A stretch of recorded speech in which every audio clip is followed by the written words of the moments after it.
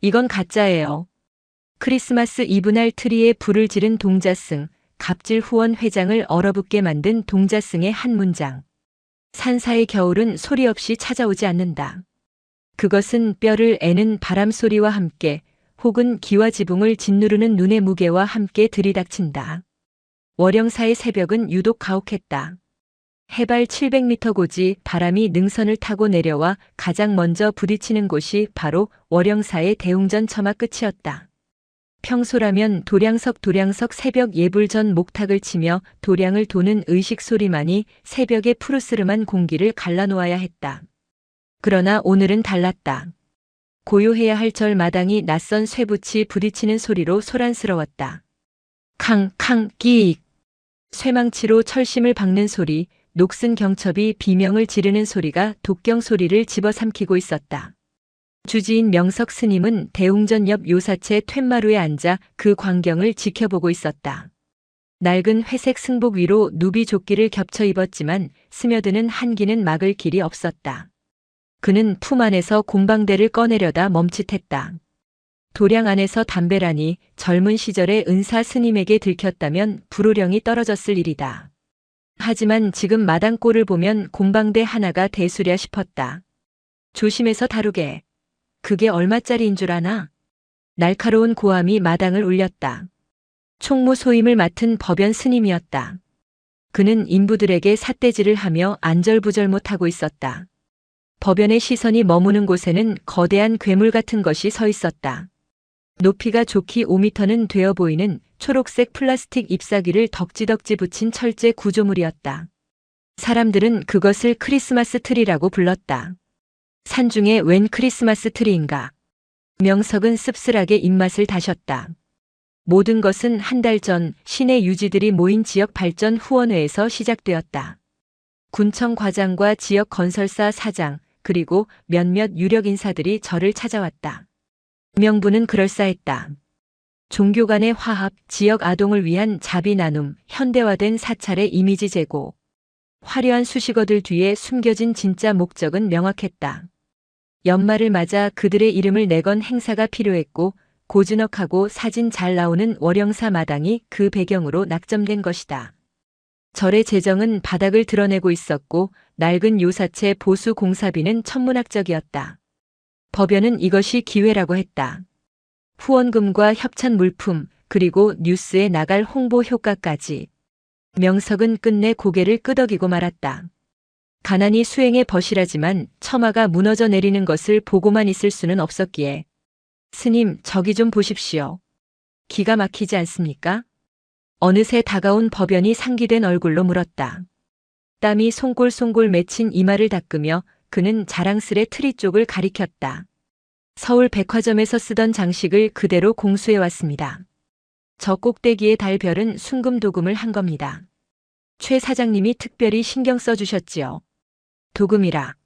명석의 시선은 트리가 아니라 그 아래 구석진 돌계단에 앉아있는 작은 아이에게로 향했다. 9살배기 동자승 무진이었다. 무진은 털이 숭숭 빠진 털신을 신고 무릎까지 내려오는 낡은 승복을 입은 채 멍하니 트리를 올려다보고 있었다. 아이의 손은 붉게 얼어 터져 있었고 코끝에는 콧물이 맺혀 있었다. 무진은 태어나자마자 일주문 앞에 버려진 아이였다. 명석이 품에 안아 올렸을 때 아이는 울지도 않고 그저 빤히 명석의 눈을 바라봤었다. 그 눈빛이 하도 깊어 무진이라는 법명을 지어주었다. 아이들이 좋아하겠군요. 명석이 나지막이 말했다. 그럼요. 오늘 오후에 고아원 아이들 100명이 온답니다. 방송국 카메라도 3대나 오고요. 우리 무진이도 좋아할 겁니다. 저 녀석 며칠 전부터 트리 언제 세우냐고 묻더라고요. 법연은 신이 나서 떠들었지만 명석의 눈에 비친 무진의 표정은 즐거움과는 거리가 멀어 보였다. 아이는 거대한 조형물에 압도된 듯 혹은 겁을 먹은 듯 잔뜩 움츠러들어 있었다. 인부들이 트리에 장식을 달기 시작했다. 보통의 장식들이 아니었다. 반짝이는 구슬 옆에는 유명 제과점의 로고가 박힌 상자들이 매달렸고 고급 문구류 세트와 장난감 상자들이 철사로 꽁꽁 묶여가지마다 매달렸다. 화려했다. 눈이 시릴 정도로 화려했다. 하지만 어딘가 기괴했다. 나무는 본래 뿌리를 땅에 박고 생명을 길어올리는 존재다. 하지만 저것은 쇠파이프 기둥에 플라스틱을 감고 그 위에 욕망을 주렁주렁 매달아 놓은 탑에 불과했다. 바람이 불 때마다 잎사귀들이 부스럭거리는 소리는 마른 낙엽 소리가 아니라 비닐이 비벼지는 날카로운 소음이었다. 무진이 자리에서 일어나 쭈뼛쭈뼛 트리 쪽으로 다가갔다.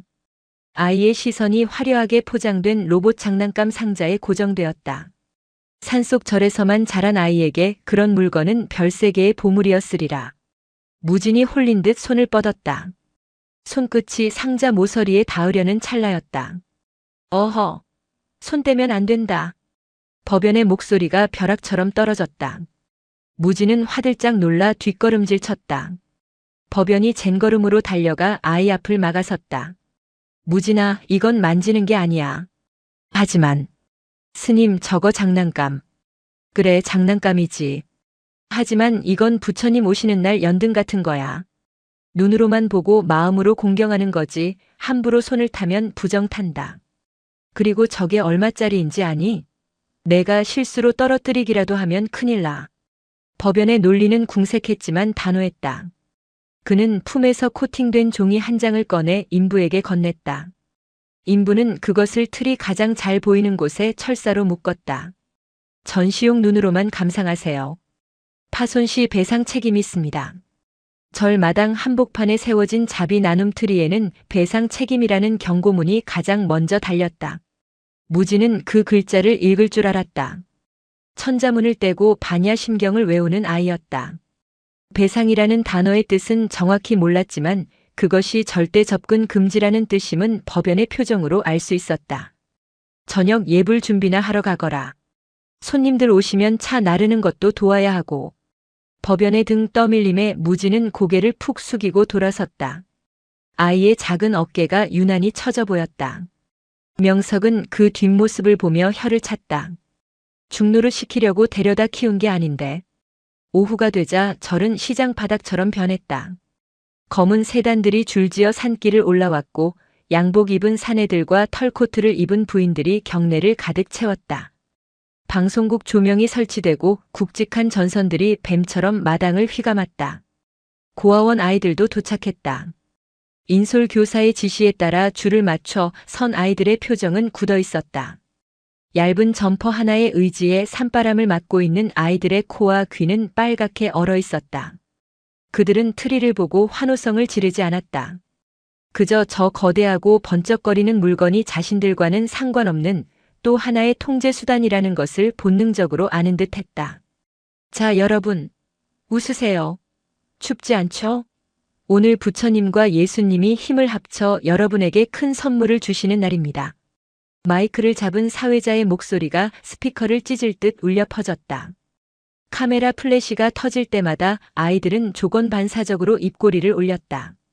그 웃음은 훈련된 것이었다. 후원자들이 올 때마다 지어야 했던 생존을 위한 미소. 명석은 단상 구석에 앉아 그 모든 연극을 지켜보았다. 내빈석 상석에는 건설사 최 사장과 군수 부인이 앉아 있었다. 그들은 털장갑을 낀 손으로 찻잔을 들고 담소를 나누고 있었다. 스님, 이번 행사가 반응이 아주 좋습니다. 내년 예산 지원도 긍정적으로 검토해 보겠습니다. 옆자리에 앉은 군청 과장이 명석에게 귀띔했다. 명석은 말없이 고개만 끄덕였다. 그의 시선은 자꾸만 군중 뒤편 기둥 뒤에 숨어있는 무진에게로 향했다. 무진은 고아원 아이들 틈에도 끼지 못하고 그렇다고 어른들 틈에 섞이지도 못한 채 경계인처럼 서 있었다. 무진의 눈은 트리에 매달린 선물 상자들을 끈질기게 쫓고 있었다. 그 집요한 시선. 그것은 단순한 욕심이 아니었다. 무언가를 확인하려는 혹은 이해하려는 필사적인 몸짓 같았다. 행사의 하이라이트는 점등식이었다. 해가 뉘엿뉘엿 넘어가고 산사 어둠이 짙게 깔리자 사회자가 카운트다운을 외쳤다. 5, 4, 3, 2, 1. 점등. 팡 하는 폭죽 소리와 함께 트리에 감긴 수천 개의 전구에 불이 들어왔다. 사람들의 탄성이 터져나왔다.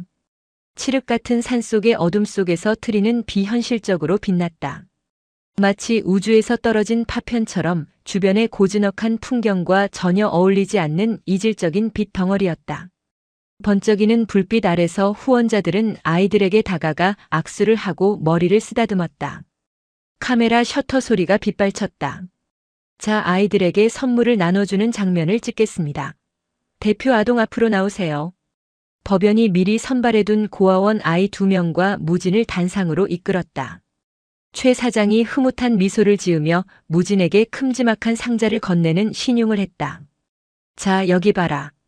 스님도 좀 웃으시고. 사진기자의 주문에 최 사장은 무진의 어깨를 감싸 안았다. 무진의 몸이 뻣뻣하게 굳었다. 최 사장의 손에서 나는 진한 향수 냄새와 담배 냄새가 아이의 코를 찔렀으리라. 이거 제 거예요? 사진 촬영이 끝나고 무대 조명이 잠시 어두워진 틈을 타 무진이 조그맣게 물었다. 품에 안긴 상자는 꽤 묵직했다. 최 사장은 들리지 않는다는 듯 뒤를 돌아 다른 내빈과 인사를 나눴다. 대신 옆에 있던 법연이 무진의 손에서 상자를 뺏듯이 가져갔다. 이건 촬영용이야. 나중에 다 정리해서 고아원으로 보내줄 거다. 너는 절에 사니까 필요 없잖아. 하지만 아까 주신다고. 이 녀석이 오늘따라 왜 이렇게 말귀를 못 알아들어? 어서 가서 정리나 도와라. 법연의 짜증 섞인 목소리에 무진은 입을 다물었다. 빼앗긴 상자는 다시 트리의 밑둥치 잘 보이는 곳에 전시되었다. 무진은 빈손을 만지작거렸다. 차라리 주지 않는다고 말했으면 좋았을 것을. 줬다가 뺏는 것은 주는 것보다 훨씬 잔인한 일이었다. 행사가 모두 끝나고 사람들이 썰물처럼 빠져나간 밤. 절은 다시 침묵 속으로 가라앉았다. 하지만 예전의 그 평화로운 침묵이 아니었다. 마당 한가운데 덩그러니 남은 트리의 불빛만이 기괴하게 번쩍이고 있었다. 전력 낭비를 우려한 명석이 끄라고 지시했지만 법연은 밤새 켜둬야 홍보 효과가 있다며 고집을 피웠다. 명석은 잠을 이룰 수 없었다. 창호지 문 너머로 규칙적으로 깜빡이는 붉고 푸른 불빛이 방 안으로 스며들어왔다. 그는 자리에서 일어나 문을 열었다. 차가운 밤 공기 속에 트리는 혼자서 미친 듯이 반짝이고 있었다. 그리고 그 아래 작은 그림자 하나가 움직이고 있었다. 무진이었다. 명석은 숨을 죽이고 지켜보았다. 아이는 주위를 두리번거리더니 트리에 매달린 상자 하나를 조심스럽게 건드려 보았다. 낮에 보았던 그 로봇 장난감 상자였다. 철사로 단단히 고정된 상자는 꼼짝도 하지 않았다. 무진은 포기하지 않고 다른 상자를 만졌다. 색연필 세트, 과자 상자. 아이는 상자를 떼어내려 하는 게 아니었다. 그저 만져보고 있었다. 손바닥으로 상자의 매끄러운 표면을 쓸어보고 귀를 대고 흔들어 보기도 했다. 그런데 아이의 행동이 조금 이상했다. 무진은 상자를 흔들어 보고는 고개를 갸웃거렸다. 그리고 다른 상자를 흔들었다. 또다시 갸웃거림. 아이는 트리 아래 쌓여있는 큰 선물 상자 하나를 들어 올렸다. 꽤 무거워 보였던 그 상자를 아이는 너무나 가볍게 한 손으로 들어 올렸다. 순간 명석의 뇌리에 불길한 예감이 스쳤다. 무진은 그 자리에 주저앉았다. 그리고 들고 있던 상자의 뚜껑을 열었다. 텅 비어 있었다. 아이는 손을 넣어 상자 안을 휘저었다. 아무것도 없었다. 겉은 화려한 포장지로 감싸져 있고 유명 브랜드의 로고가 박혀 있었지만 속은 공기뿐이었다. 무진은 믿을 수 없다는 듯 옆에 있던 다른 상자도 열어보았다. 역시나 빈 상자. 또 다른 상자에는 신문지 뭉치만 가득 들어 있었다. 무진의 작은 등 위로 트리의 불빛이 쏟아져 내렸다. 아이는 울지 않았다. 그저 멍하니 빈 상자들을 바라볼 뿐이었다. 낮에 사람들이 떠들었던 나눔, 자비, 사랑이라는 단어들이 그 빈 상자 속에서 공허하게 울려 퍼지는 듯 했다. 그때 산바람이 거세게 불어와 트리가 휘청거렸다. 캉캉. 쇠파이프끼리 부딪히는 소리가 났다. 무진은 천천히 고개를 들어 트리를 올려다보았다. 아이의 눈에 비친 트리는 더 이상 선물을 주는 나무가 아니었다. 그것은 거짓말로 쌓아 올린 탑, 아이들의 희망을 미끼로 어른들의 욕심을 채우는 거대한 덫이었다. 무진이 주머니에서 무언가를 꺼냈다. 성냥갑이었다. 공양간 아궁이에 불을 지필 때 쓰던 것이었다. 명석은 소리치려 했다. 무진아, 안 된다. 하지만 목소리가 나오지 않았다. 마치 가위에 눌린 듯 그는 아이의 다음 행동을 지켜볼 수밖에 없었다. 칙! 작은 불꽃이 피어올랐다. 어둠 속에서 그 불꽃은 트리의 전구보다 훨씬 작고 초라했지만 비교할 수 없을 만큼 뜨겁고 선명했다. 무진은 그 불꽃을 빈 상자들이 쌓인 곳에 던지지 않았다. 대신 트리의 가장 밑동, 전선들이 복잡하게 얽혀있는 심장 부근으로 손을 뻗었다. 플라스틱 잎사귀에 불이 옮겨 붙는 건 순식간이었다. 화르륵. 건조한 겨울바람을 타고 불길은 뱀 혀처럼 순식간에 위로 치솟았다. 화학섬유가 타는 매캐한 냄새가 진동했다. 반짝이던 전구들이 펑펑 터지며 불꽃놀이처럼 사방으로 튀었다. 불이야, 불이야. 어디선가 다급한 고함이 들려왔다. 요사체 문들이 벌컥벌컥 열리고 속옷 바람에 스님들이 뛰쳐나왔다. 법연이 물동이를 들고 달려왔지만 이미 불길은 5미터짜리 거탑을 완전히 집어삼킨 뒤였다. 검은 연기가 달을 가렸고 붉은 불기둥이 법당의 단청을 흉흉하게 비췄다. 그 아수라장 속에서 무진은 도망치지 않았다. 아이는 불타는 트리 앞에 꼿꼿이 서 있었다. 뒤로 묶은 손, 흔들림 없는 눈빛. 뜨거운 열기가 아이의 얼굴을 붉게 물들였지만 무진은 눈 한 번 깜빡이지 않고 그 모든 것이 재가 되어가는 과정을 지켜보고 있었다. 마치 자신이 저지른 일이 아니라 오랫동안 기다려온 어떤 의식을 치르는 사람처럼. 명석은 툇마루 기둥을 잡고 간신히 몸을 지탱했다. 불길 속에서 녹아내리는 플라스틱이 뚝뚝 떨어지며 바닥에 검은 눈물을 만들어내고 있었다. 그것은 월영사가, 아니 어른들이 흘려야 할 참회의 눈물처럼 보였다. 크리스마스 이브의 새벽, 거대한 거짓말이 불타고 있었다. 불은 살아있는 짐승처럼 울부짖었다. 한겨울 건조한 공기는 최상의 먹이였다. 합성수지로 만든 잎사귀들이 녹아내리며 내뿜는 검은 연기가 법당 앞마당을 가득 메웠다. 매캐하고 역겨운 냄새. 그것은 향나무가 탈 때 나는 그윽한 냄새와는 차원이 달랐다. 썩은 고무와 화학약품이 뒤엉킨 문명이라 불리는 것들의 시체 타는 냄새였다. 물 가져와. 뭐하고 있어? 법연 스님의 고함이 비명처럼 터져나왔다. 그는 잠옷바람에 고무신 한 짝이 벗겨진 줄도 모르고 우물가를 오갔다. 양동이에 퍼담은 물을 뿌려봤자 허사였다. 불길은 물을 비웃듯 치익 소리를 내며 더욱 사납게 솟구쳤다. 플라스틱이 녹아 끈적한 불똥이 되어 사방으로 튀었다. 안 돼. 저게 얼마짜린데. 끄라고. 빨리 끄란 말이야. 법연은 반쯤 넋이 나가 있었다. 그는 불타는 트리를 보며 절규했다. 사찰의 보물인 대웅전이 불타도 저렇게 소리 지르지는 않았을 것이다. 그에게 지금 타오르고 있는 것은 단순한 장식물이 아니었다. 내년도 예산이었고 군수와의 약속이었으며 자신의 실적이었다. 다른 스님들과 처사들도 허둥지둥 뛰어나와 빗자루와 흙으로 불을 끄려 했다. 하지만 이미 트리는 형체를 알아볼 수 없을 만큼 일그러져 있었다. 화려했던 전구들은 탁탁 소리를 내며 터져나갔고 금색으로 도금했다던 꼭대기의 별은 검게 그을린 채 힘없이 툭 바닥으로 떨어져 뒹굴었다. 명석 스님은 툇마루에서 내려오지 않았다. 그는 기둥을 붙잡은 채 그 아수라장을 그저 응시했다. 불길 너머로 무진이 보였다. 아이는 도망치지 않았다. 불을 끄려고 하지도 않았다. 그저 뒷짐을 진 채 자신이 만들어낸 거대한 화염을 똑바로 바라보고 있었다. 불빛의 일렁이는 아이의 눈동자에는 두려움도 죄책감도 없었다. 기이할 정도의 평온함. 마치 오래된 불상처럼 미동도 하지 않는 그 모습이 명석의 등골을 서늘하게 만들었다. 저 아이는 지금 제사를 지내고 있는 것이다. 명석의 뇌리에 스친 생각이었다.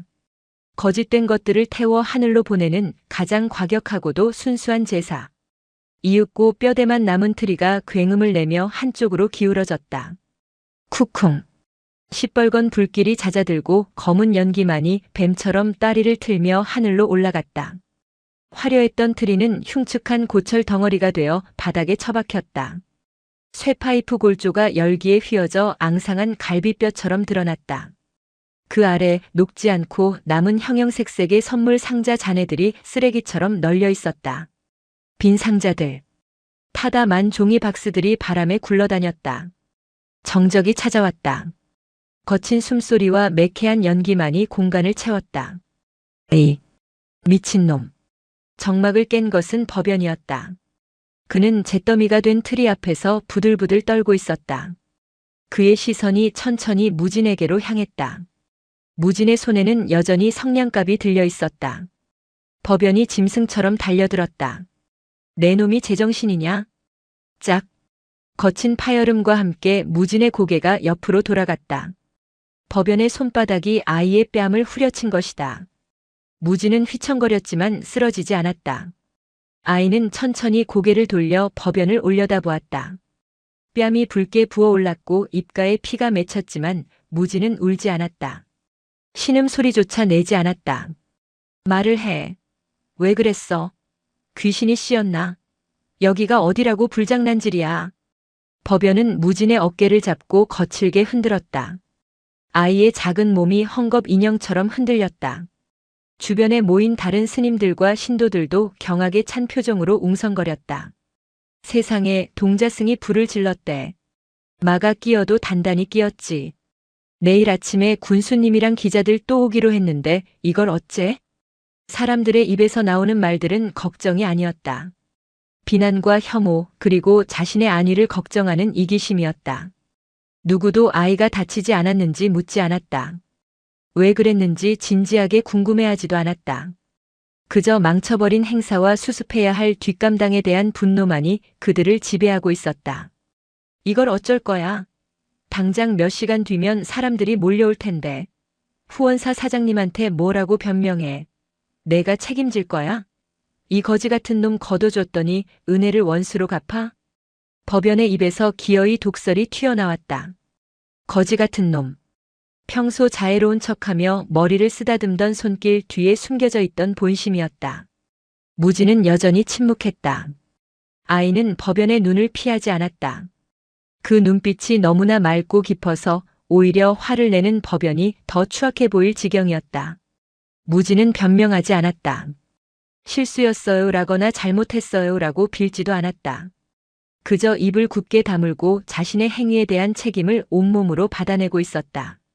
그 침묵은 웅변보다 강했다. 아이의 침묵이 길어질수록 어른들의 분노는 갈 곳을 잃고 더욱 히스테릭해졌다. 그만하게. 낮고 굵은 목소리가 소란을 갈랐다. 명석 스님이었다. 그가 천천히 아주 천천히 마당으로 걸어 나왔다. 낡은 승복 자락이 재 섞인 바람에 펄럭였다. 명석의 등장에 법연은 잡고 있던 무진의 어깨를 놓았다. 하지만 분은 사귀지 못한 듯 씩씩거렸다. 주지 스님, 저놈이. 저 녀석이 트리를 다 태워먹었습니다. 이게 보통 일입니까? 보고 있네. 소란 피우지 마. 명석은 법연을 지나쳐 무진 앞에 섰다. 쭈글쭈글한 손을 들어 아이의 부어오른 뺨을 살짝 스쳤다. 무진이 움찔했다. 무진아. 명석이 불렀다. 내가 한 짓이냐? 무진은 잠시 망설이다가 고개를 끄덕였다.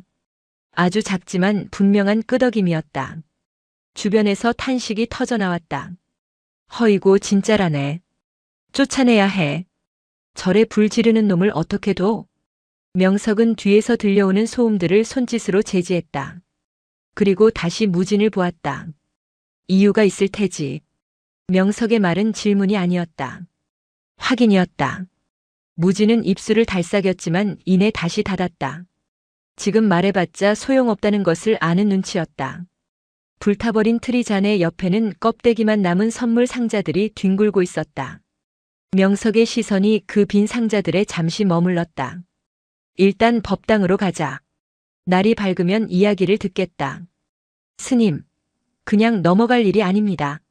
경찰을 부르든 아니면 당장 파문을 시키든 해야지. 법연이 길길이 날뛰었지만 명석은 단호했다. 새벽 예불 시간이다. 다들 각자 소임 자리로 돌아가. 그리고 이 마당골은 아침 공양 전까지 그대로 둬라. 예? 이걸 그대로 두라고요? 흉물스럽게. 치우지 마라. 있는 그대로 둬. 명석은 무진의 손을 잡고 법당 쪽으로 발걸음을 옮겼다. 아이의 손은 얼음장처럼 차가웠고 불냄새와 그을음이 잔뜩 묻어 있었다. 법당 안에 들어서자 서늘한 냉기가 감돌았다. 명석은 불상 앞에 무진을 앉혔다. 그리고 자신도 그 옆에 앉았다. 촛불 하나가 위태롭게 흔들리며 두 사람의 그림자를 벽에 길게 드리웠다. 무진아. 한참의 침묵 끝에 명석이 입을 열었다. 무서웠느냐? 무진은 고개를 저었다. 화가 났느냐? 무진은 잠시 생각하더니 이번에도 고개를 저었다. 그럼 슬펐느냐? 그제야 무진의 어깨가 미세하게 떨렸다. 아이는 고개를 푹 숙였다. 바닥을 짚은 작은 주먹에 힘이 들어갔다. 스님. 처음으로 무진이 입을 열었다. 목소리는 잠겨 있었지만 떨리지는 않았다. 저 나무는 가짜예요. 그래, 플라스틱으로 만든 가짜 나무지. 아니요. 나무만 가짜가 아니에요. 무진이 고개를 들어 명석을 보았다. 그 눈에 물기가 어려 있었다. 하지만 그것은 후회의 눈물이 아니었다. 세상의 거짓을 목격한 자가 느끼는 깊은 절망의 색이었다. 다 가짜였어요. 상자도 웃음도 선물도. 심지어.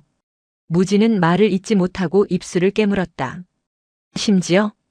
스님들이 하신 말씀도요. 아이들을 위한다는 말. 다 거짓말이었어요. 명석은 가슴 한구석이 묵직하게 내려앉는 것을 느꼈다. 아이는 꿰뚫어 보고 있었다. 어른들이 융통성이나 사회생활이라는 이름으로 포장해온 위선들을 이 작은 아이는 본능적으로 감지하고 거부한 것이다. 그래서 태웠느냐? 거짓말이라서? 추워서요. 뭐? 뜻밖의 대답이었다. 거짓말은 따뜻하지 않잖아요. 저 나무는 반짝거리기만 하고 하나도 안 따뜻했어요. 그래서 진짜 불을 붙였어요. 타오를 때는 따뜻했거든요. 무진의 말은 시적이었지만 그 안에 담긴 논리는 서늘할 정도로 명징했다. 가짜 온기로 사람들을 현혹하는 차가운 플라스틱 덩어리보다는 차라리 재가 되어 사라지는 순간의 뜨거움이 더 진실하다는 것. 명석은 더 이상 물을 수가 없었다. 할 말이 없었기 때문이었다. 구도자랍시고 평생을 절밥을 먹어온 자신보다 고작 9살 먹은 이 아이가 불과 불의 본질에 더 가까이 다가가 있는 것 같았다. 밖이 소란스러워졌다. 날이 밝아오고 있었다. 자동차 엔진 소리가 들리고 사람들이 웅성거리는 소리가 법당 문틈으로 새어들어왔다. 왔군. 명석이 중얼거렸다. 최 사장과 군수 그리고 어제의 그 화려했던 후원자들이 도착한 것이다. 그들은 잿더미가 된 트리를 보고 어떤 표정을 지을까. 법당 문이 거칠게 열렸다. 주지 스님, 지금 뭐 하시는 겁니까? 사장님이 도착하셨습니다. 당장 나오셔서 해명을 하셔야 할 것 아닙니까? 법연이 씩씩거리며 소리쳤다. 그의 뒤로 양복 입은 사내들의 굳은 얼굴이 보였다. 그들의 표정은 험악했다. 마치 떼인 돈을 받으러 온 빚쟁이들 같았다. 나가자 무진아. 명석이 자리에서 일어났다. 내가 한 일이니 내가 매듭을 지어야 한다. 하지만 두려워 마라. 거짓을 말하지 않는 한 너는 죄인이 아니다. 무진은 조용히 일어나 명석의 뒤를 따랐다. 법당 밖은 차가운 아침 햇살이 비치고 있었다. 그 햇살 아래 밤새 불타고 남은 트리의 잔해가 흉물스럽게 드러났다. 검게 그을린 쇠파이프들은 마치 고문 도구처럼 보였고 바닥은 검은 잿물로 얼룩져 있었다. 최 사장이 불그락푸르락한 얼굴로 서 있었다. 아니 스님, 이게 대체 무슨 꼴입니까? 오늘 기자들이 와서 취재하기로 했는데 내 얼굴에 먹칠을 해도 유분수지. 최 사장은 잿더미를 구두 발끝으로 툭툭 찼다. 타다 남은 선물 상자 하나가 굴러갔다. 이거 보상 어떻게 하실 겁니까? 저 장식들 다 이태리제 수입품이에요. 우리 건설사 이미지 타격은 또 어쩔 거고. 돈, 이미지, 보상. 신성한 도량이 순식간에 장사치들의 계산판이 되었다. 명석은 그들을 둘러보았다. 아무도 정말 아무도 왜 이런 일이 일어났는지를 묻지 않았다. 오직 손익 계산서만이 그들의 머릿속을 지배하고 있었다. 그때 무진이 명석의 뒤에서 앞으로 나섰다. 작은 체구의 아이가 어른들 앞을 막아선 것이다. 제가 했어요. 무진의 목소리는 작았지만 또렷했다. 최 사장의 눈이 휘둥그레졌다. 뭐야? 이 꼬맹이가? 제가 불질렀어요. 기가 차서. 야, 이놈아. 내가 무슨 짓을 했는지 알아? 너희 절간 팔아도 이거 다 못 물어내. 최 사장이 손을 들어 올렸다. 때리려는 기세였다. 명석이 막아서려 했지만 무진은 피하지 않고 고개를 쳐들었다. 그리고 주머니에서 무언가를 꺼내 내밀었다. 다 타버리고 남은 검게 그을린 종이 조각이었다. 어제 트리에 매달려 있던 전시용 팻말의 일부였다. 이거 가지세요. 뭐? 아저씨 거잖아요. 만지면 안 되는 거. 눈으로만 봐야 하는 거. 다 가져가세요. 무진은 그 잿조각을 최 사장의 비싼 구두 앞에 떨어뜨렸다. 그리고 모두가 숨을 죽인 그 순간 아이는 어른들의 심장을 찌르는 한마디를 던졌다. 선물이라면서요. 그런데 왜 껍데기밖에 없어요? 최 사장의 표정이 일그러졌다. 법연은 사색이 되었다. 무진의 시선은 이제 널브러진 빈 상자들을 향했다. 불에 타서 뚜껑이 열린 상자들. 그 속은 텅 비어 있었다. 그 공허한 속내가 아침 햇살 아래 만천하에 드러나 있었다. 저기엔 아무것도 없었어요. 처음부터.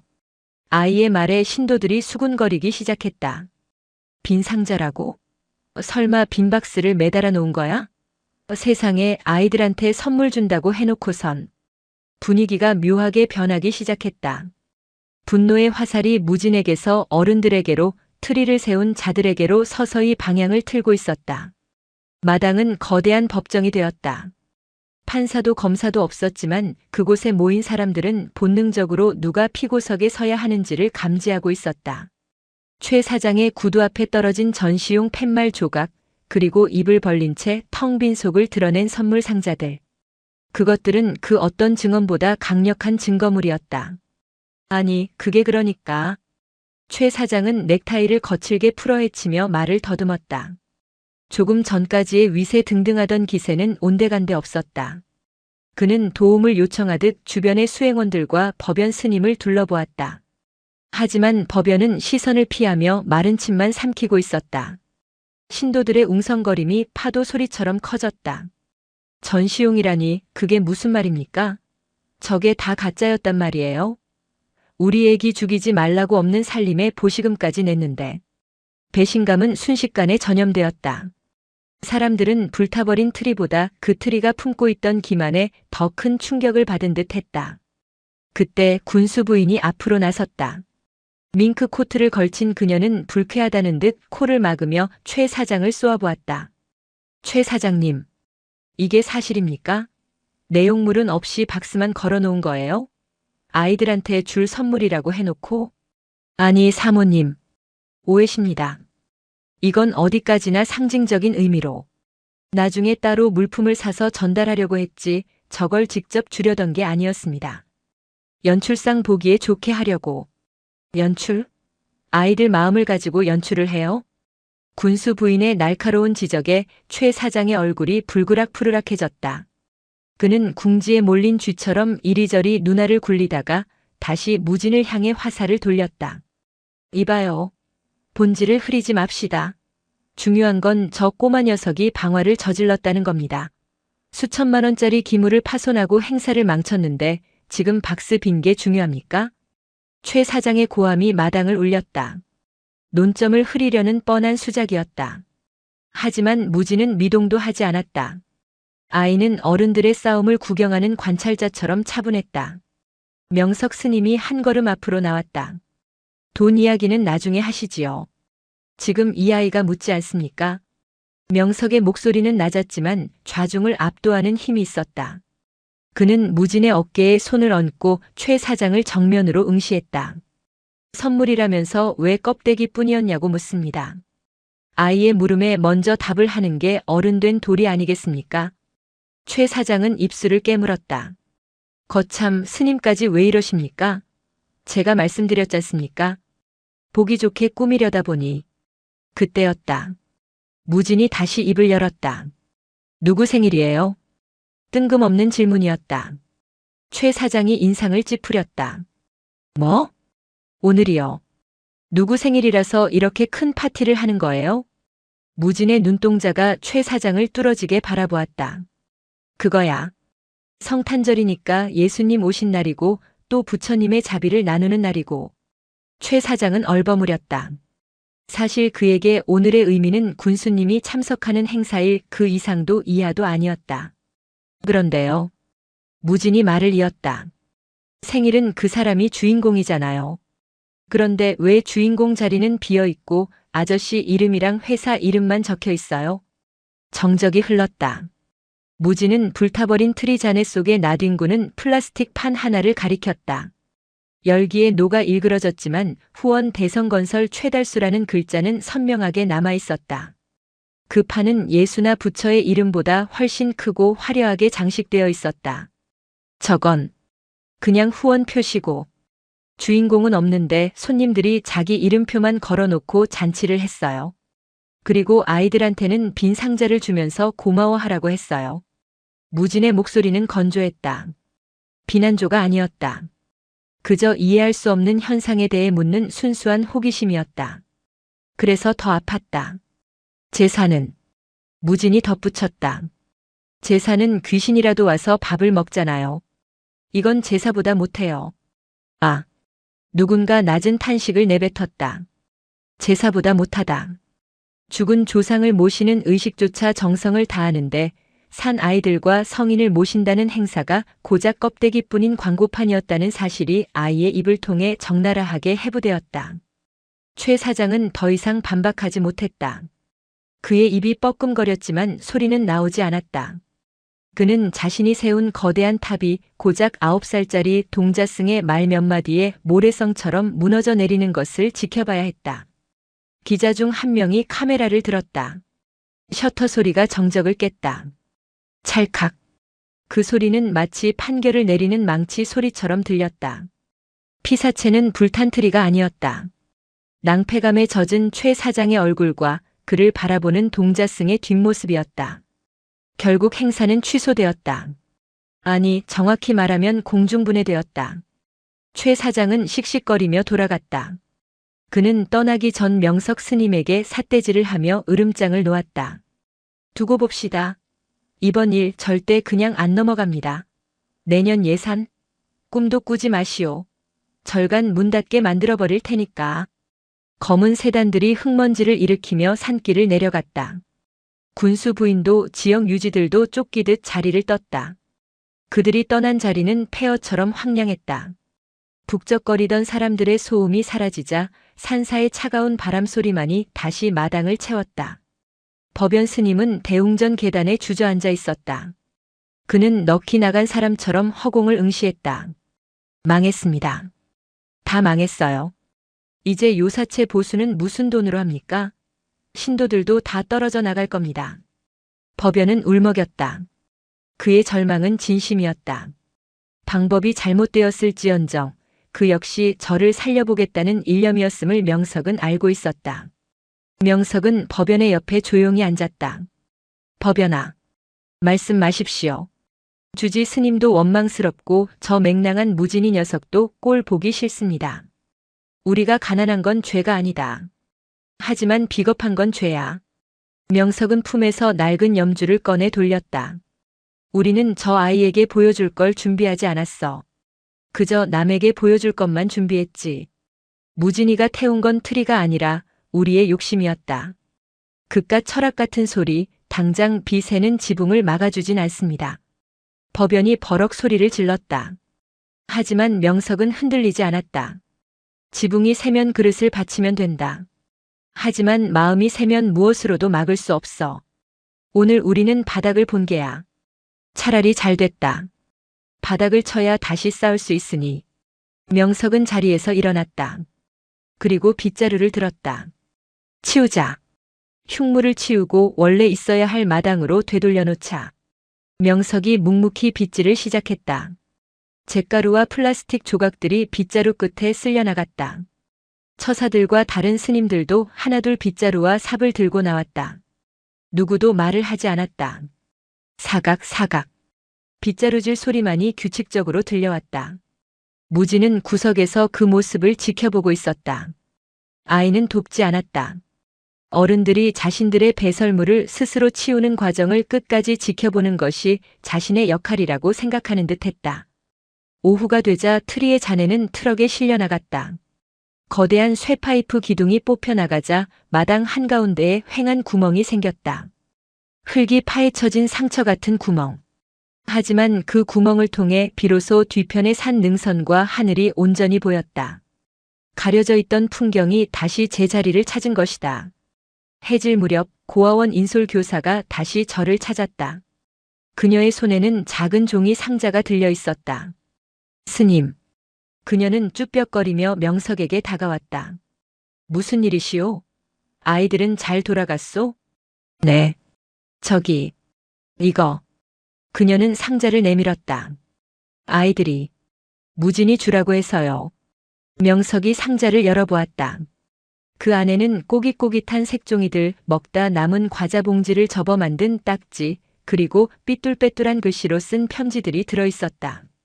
무진아 고마워. 아까 그 아저씨 혼내줘서 속 시원했어. 나중에 우리랑 같이 놀자. 화려한 포장지도 비싼 브랜드 로고도 없었다. 하지만 그 상자는 묵직했다. 명석은 헛웃음을 지었다. 최 사장이 가져온 트럭 한 대분의 선물보다 이게 더 무겁구려. 교사가 수줍게 웃었다. 아이들이 다 봤거든요. 무진이가 왜 그랬는지 무슨 말을 했는지. 어른들은 화를 냈지만 아이들은 영웅이라고 하더라고요. 명석은 고개를 끄덕였다. 소음은 떠났다. 화려한 껍데기들도 사라졌다. 하지만 진심은 남았다. 아주 작고 초라한 모습으로, 그러나 무엇보다 단단한 모습으로. 사건이 있고 사흘이 지났다. 크리스마스 당일이었다. 절은 고요했다.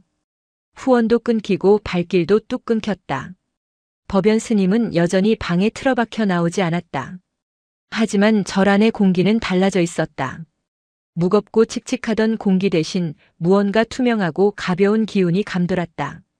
아침 공양을 마친 무진이 마당으로 나왔다. 아이의 손에는 가위와 풀 그리고 고아원 아이들이 보내준 색종이 상자가 들려 있었다. 무진은 트리가 서 있던 자리, 움푹 패인 구멍 옆에 쪼그리고 앉았다. 그리고 주변에 떨어진 나뭇가지들을 줍기 시작했다. 밤새 바람에 부러진 소나무 가지, 앙상한 참나무 가지들이었다. 명석은 툇마루에서 그 모습을 지켜보다가 슬그머니 내려갔다. 뭐 하느냐? 나무 만들어요. 나무? 진짜 나무요. 무진은 주워온 나뭇가지들을 새끼줄로 엮기 시작했다. 엉성했다. 모양도 볼품없었다.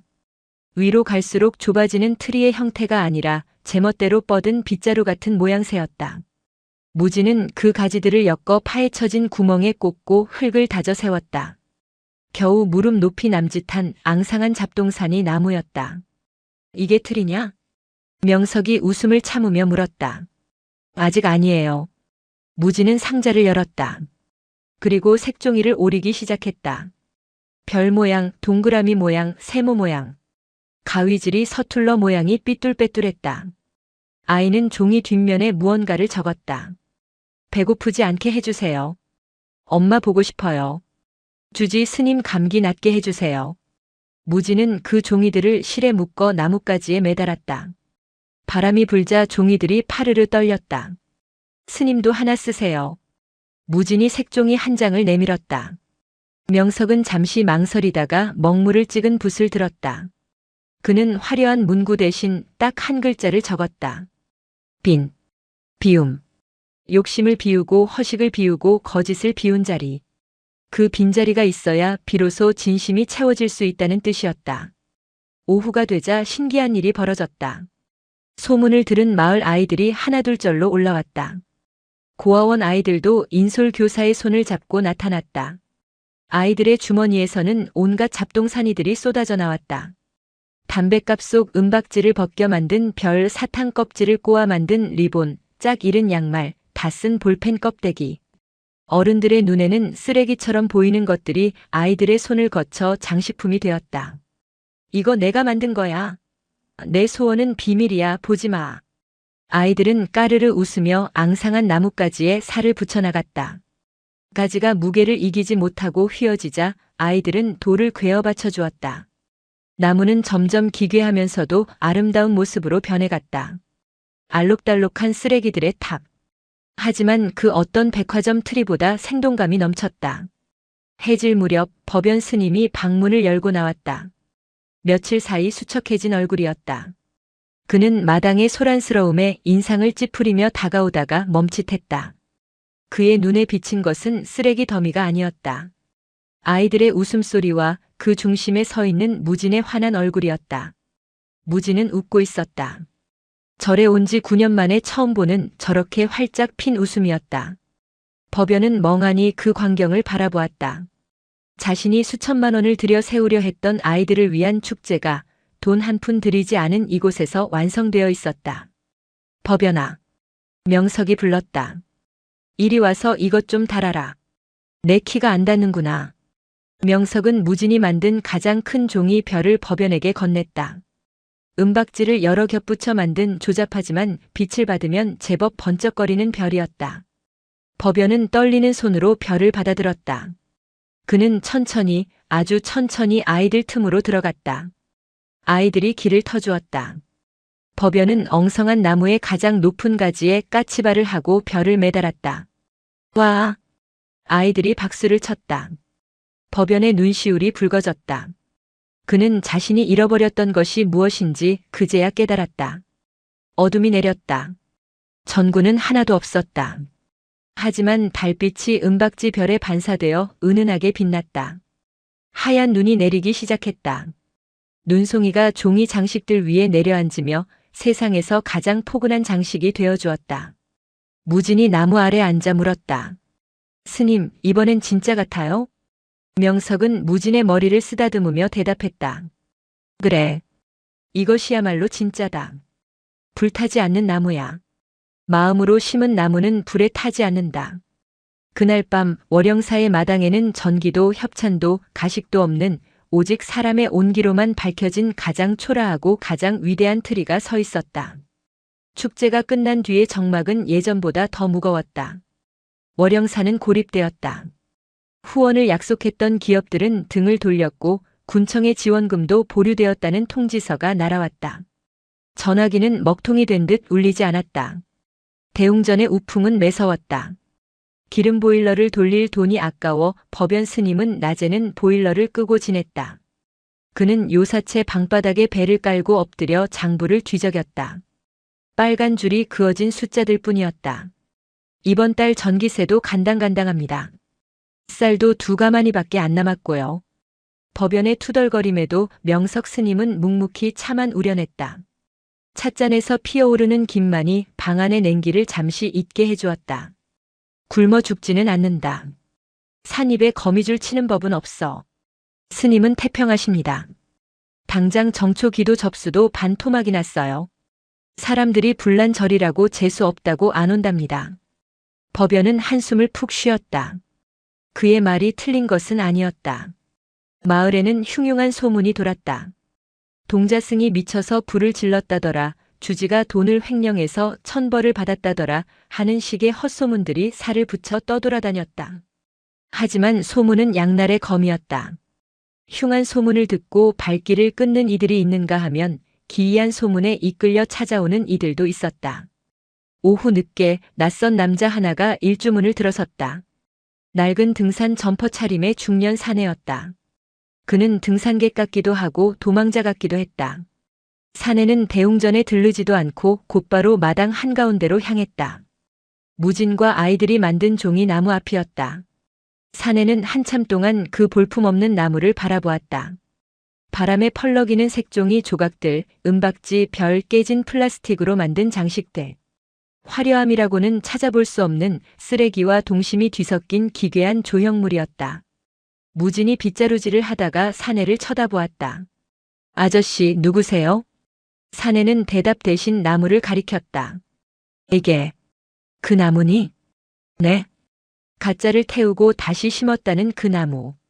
소문은 예상치 못한 방향으로 흐르고 있었다.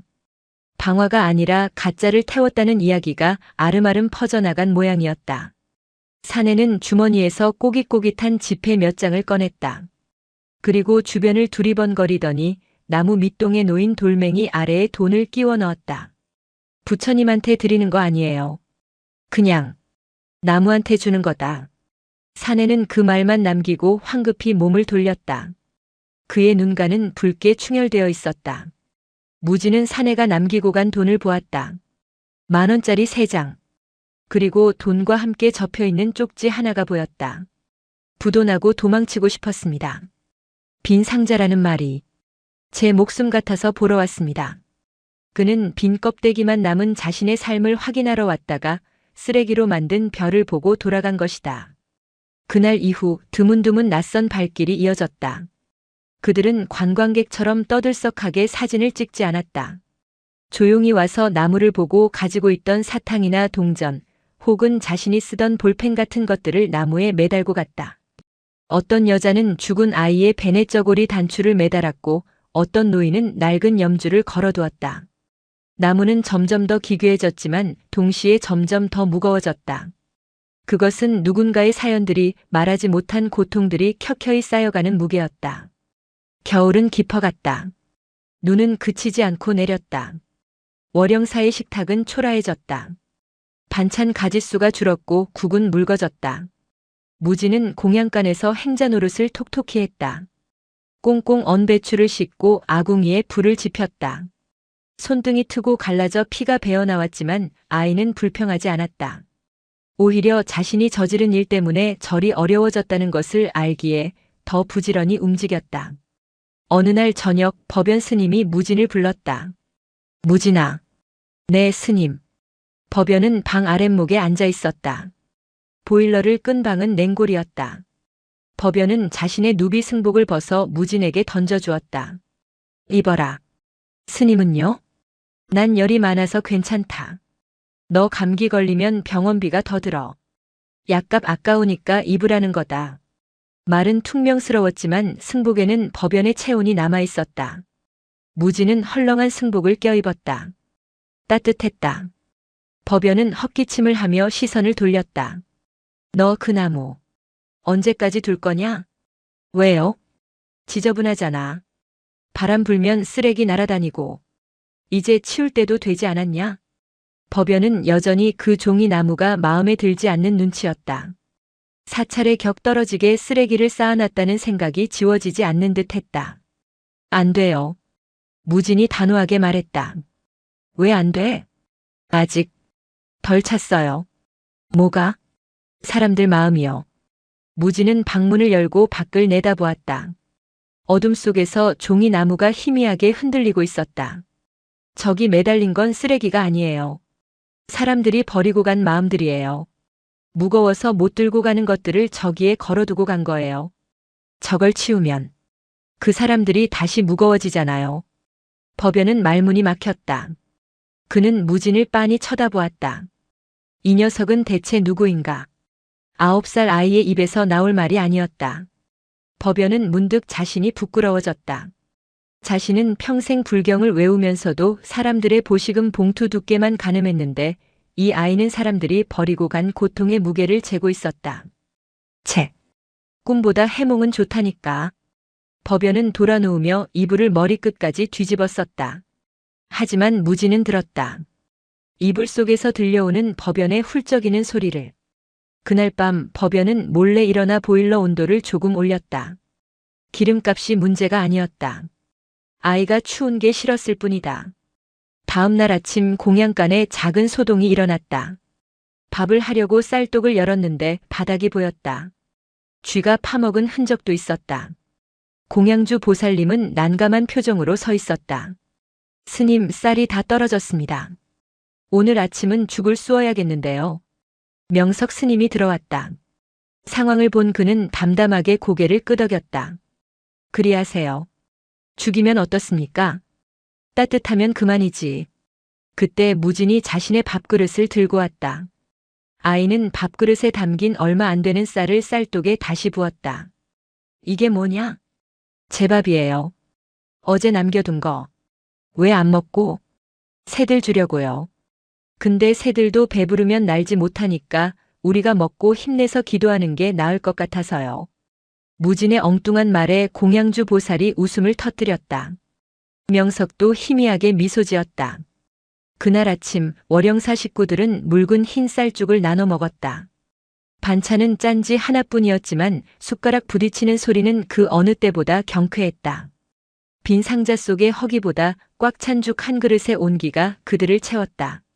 소문은 꼬리에 꼬리를 물고 도시로 번져나갔다.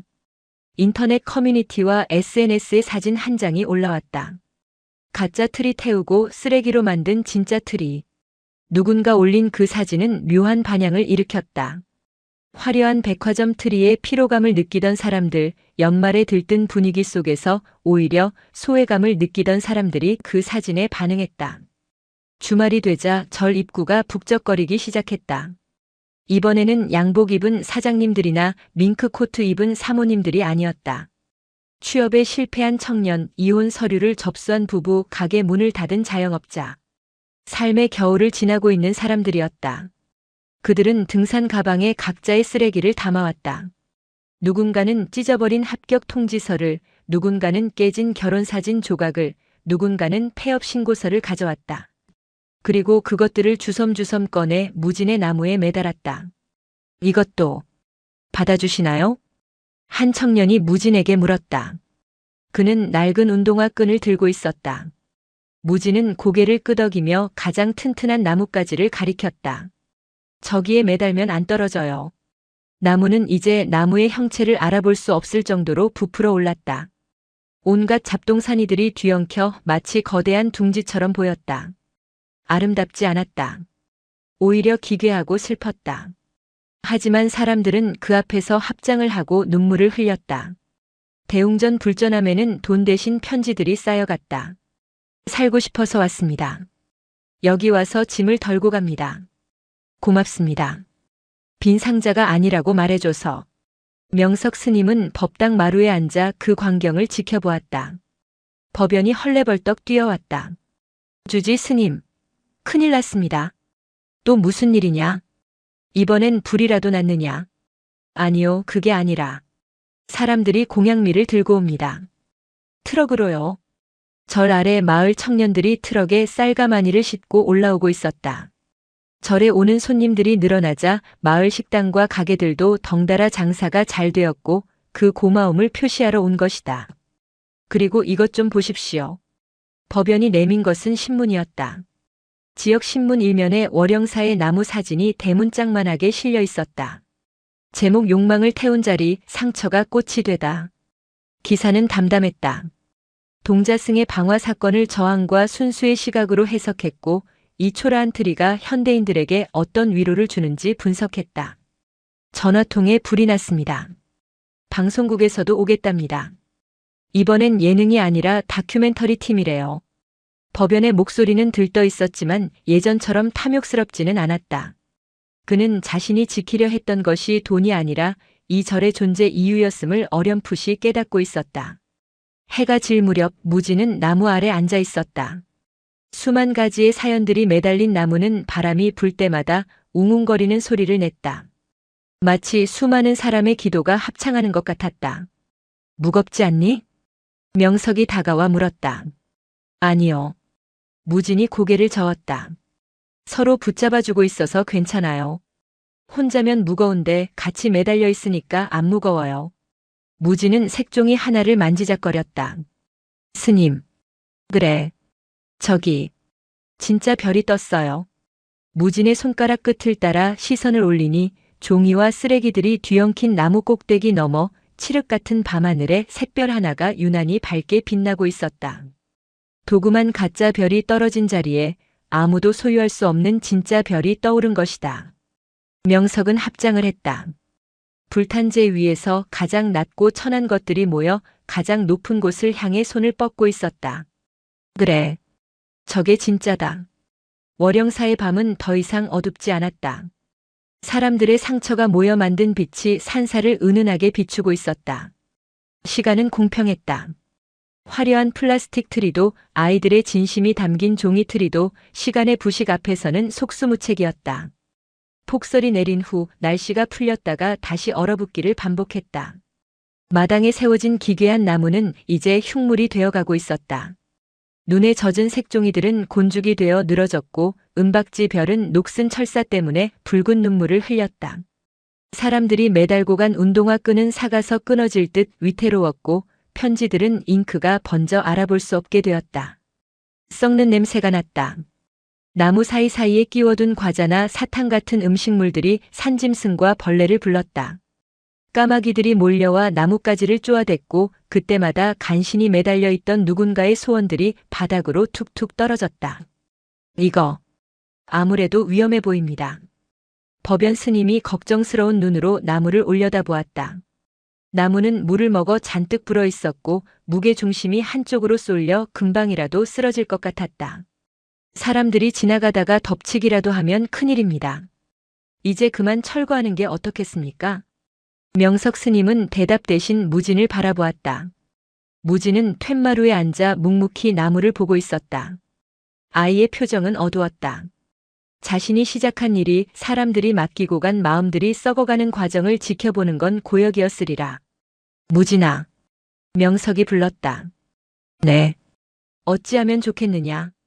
무진은 자리에서 일어나 나무 앞으로 걸어갔다. 바닥에 떨어진 종이 뭉치를 주었다. 아프지 않게 해주세요라고 적혀있던 종이는 이제 형체를 알아볼 수 없는 펄프 덩어리가 되어 있었다. 무거워요. 무진이 입을 열었다. 나무가 너무 힘들대요. 남의 슬픔을 계속 들고 있으려니까. 허리가 부러질 것 같대요. 그것은 나무의 말이자 무진의 마음이었다. 처음에는 빈자리를 채운다는 기쁨이 있었지만 수천 명의 고통과 비원이 쌓이자 그것은 감당할 수 없는 무게가 되어 절마당을 짓누르고 있었다. 슬픔은 나누면 반이 된다고 하지만 물리적으로 쌓인 슬픔은 그저 거대한 쓰레기 산이 될 뿐이었다. 치우자. 명석이 결단을 내렸다. 하지만 스님, 그냥 치워버리면 사람들이 실망하지 않을까요? 자기들 소원을 쓰레기 취급했다고 화낼 텐데요. 법연의 우려에 무진이 고개를 저었다. 아니요. 보내줘야 해요. 꽉 쥐고 있으면 썩어요. 흘려보내야지. 무진은 알고 있었다. 집착이 괴로움이라는 것을. 사람들은 자신의 아픔을 이 나무에 묶어둠으로써 위로받았지만 이제는 그 묶인 매듭을 풀어주어야 할 때였다. 그날 오후 절 입구에 안내문이 붙었다. 정월 대보름 달집 태우기와 함께 여러분의 근심을 하늘로 올려보냅니다. 두 번째 화영식의 예고였다. 하지만 이번엔 분노의 방화가 아닌 떠나보냄의 의식이었다. 소식을 듣고 가장 먼저 달려온 건 의외의 인물들이었다. 읍내 문화원장과 서울에서 왔다는 양복 입은 남자. 그는 자신을 설치미술평론가라고 소개했다. 안 됩니다. 태우다니요. 이건 예술입니다. 평론가는 흥분해서 침을 튀겼다. 그는 썩어가는 종이 나무를 보며 감탄사를 연발했다. 보십시오. 이 처절한 물성. 민중의 애환이 날 것 그대로 응집된 아상블라주어 셈블러지 폐품이나 잡동사니를 모아 만드는 미술 기법입니다. 이건 국립미술관에 가도 손색이 없는 걸작이에요. 문화원장도 거들었다. 주지 스님, 이걸 잘 보존해서 치유의 나무로 관광 상품화합시다. 약품 처리해서 유리관 씌우면 영구 보존할 수 있습니다. 군청에서도 지원해 줄 겁니다. 그들은 나무를 작품으로 상품으로 보고 있었다. 냄새나고 썩어가는 고통의 덩어리를 예쁘게 포장해서 구경거리로 만들고 싶어 했다. 명석은 씁쓸하게 웃었다. 이건 작품이 아닙니다. 아니, 스님.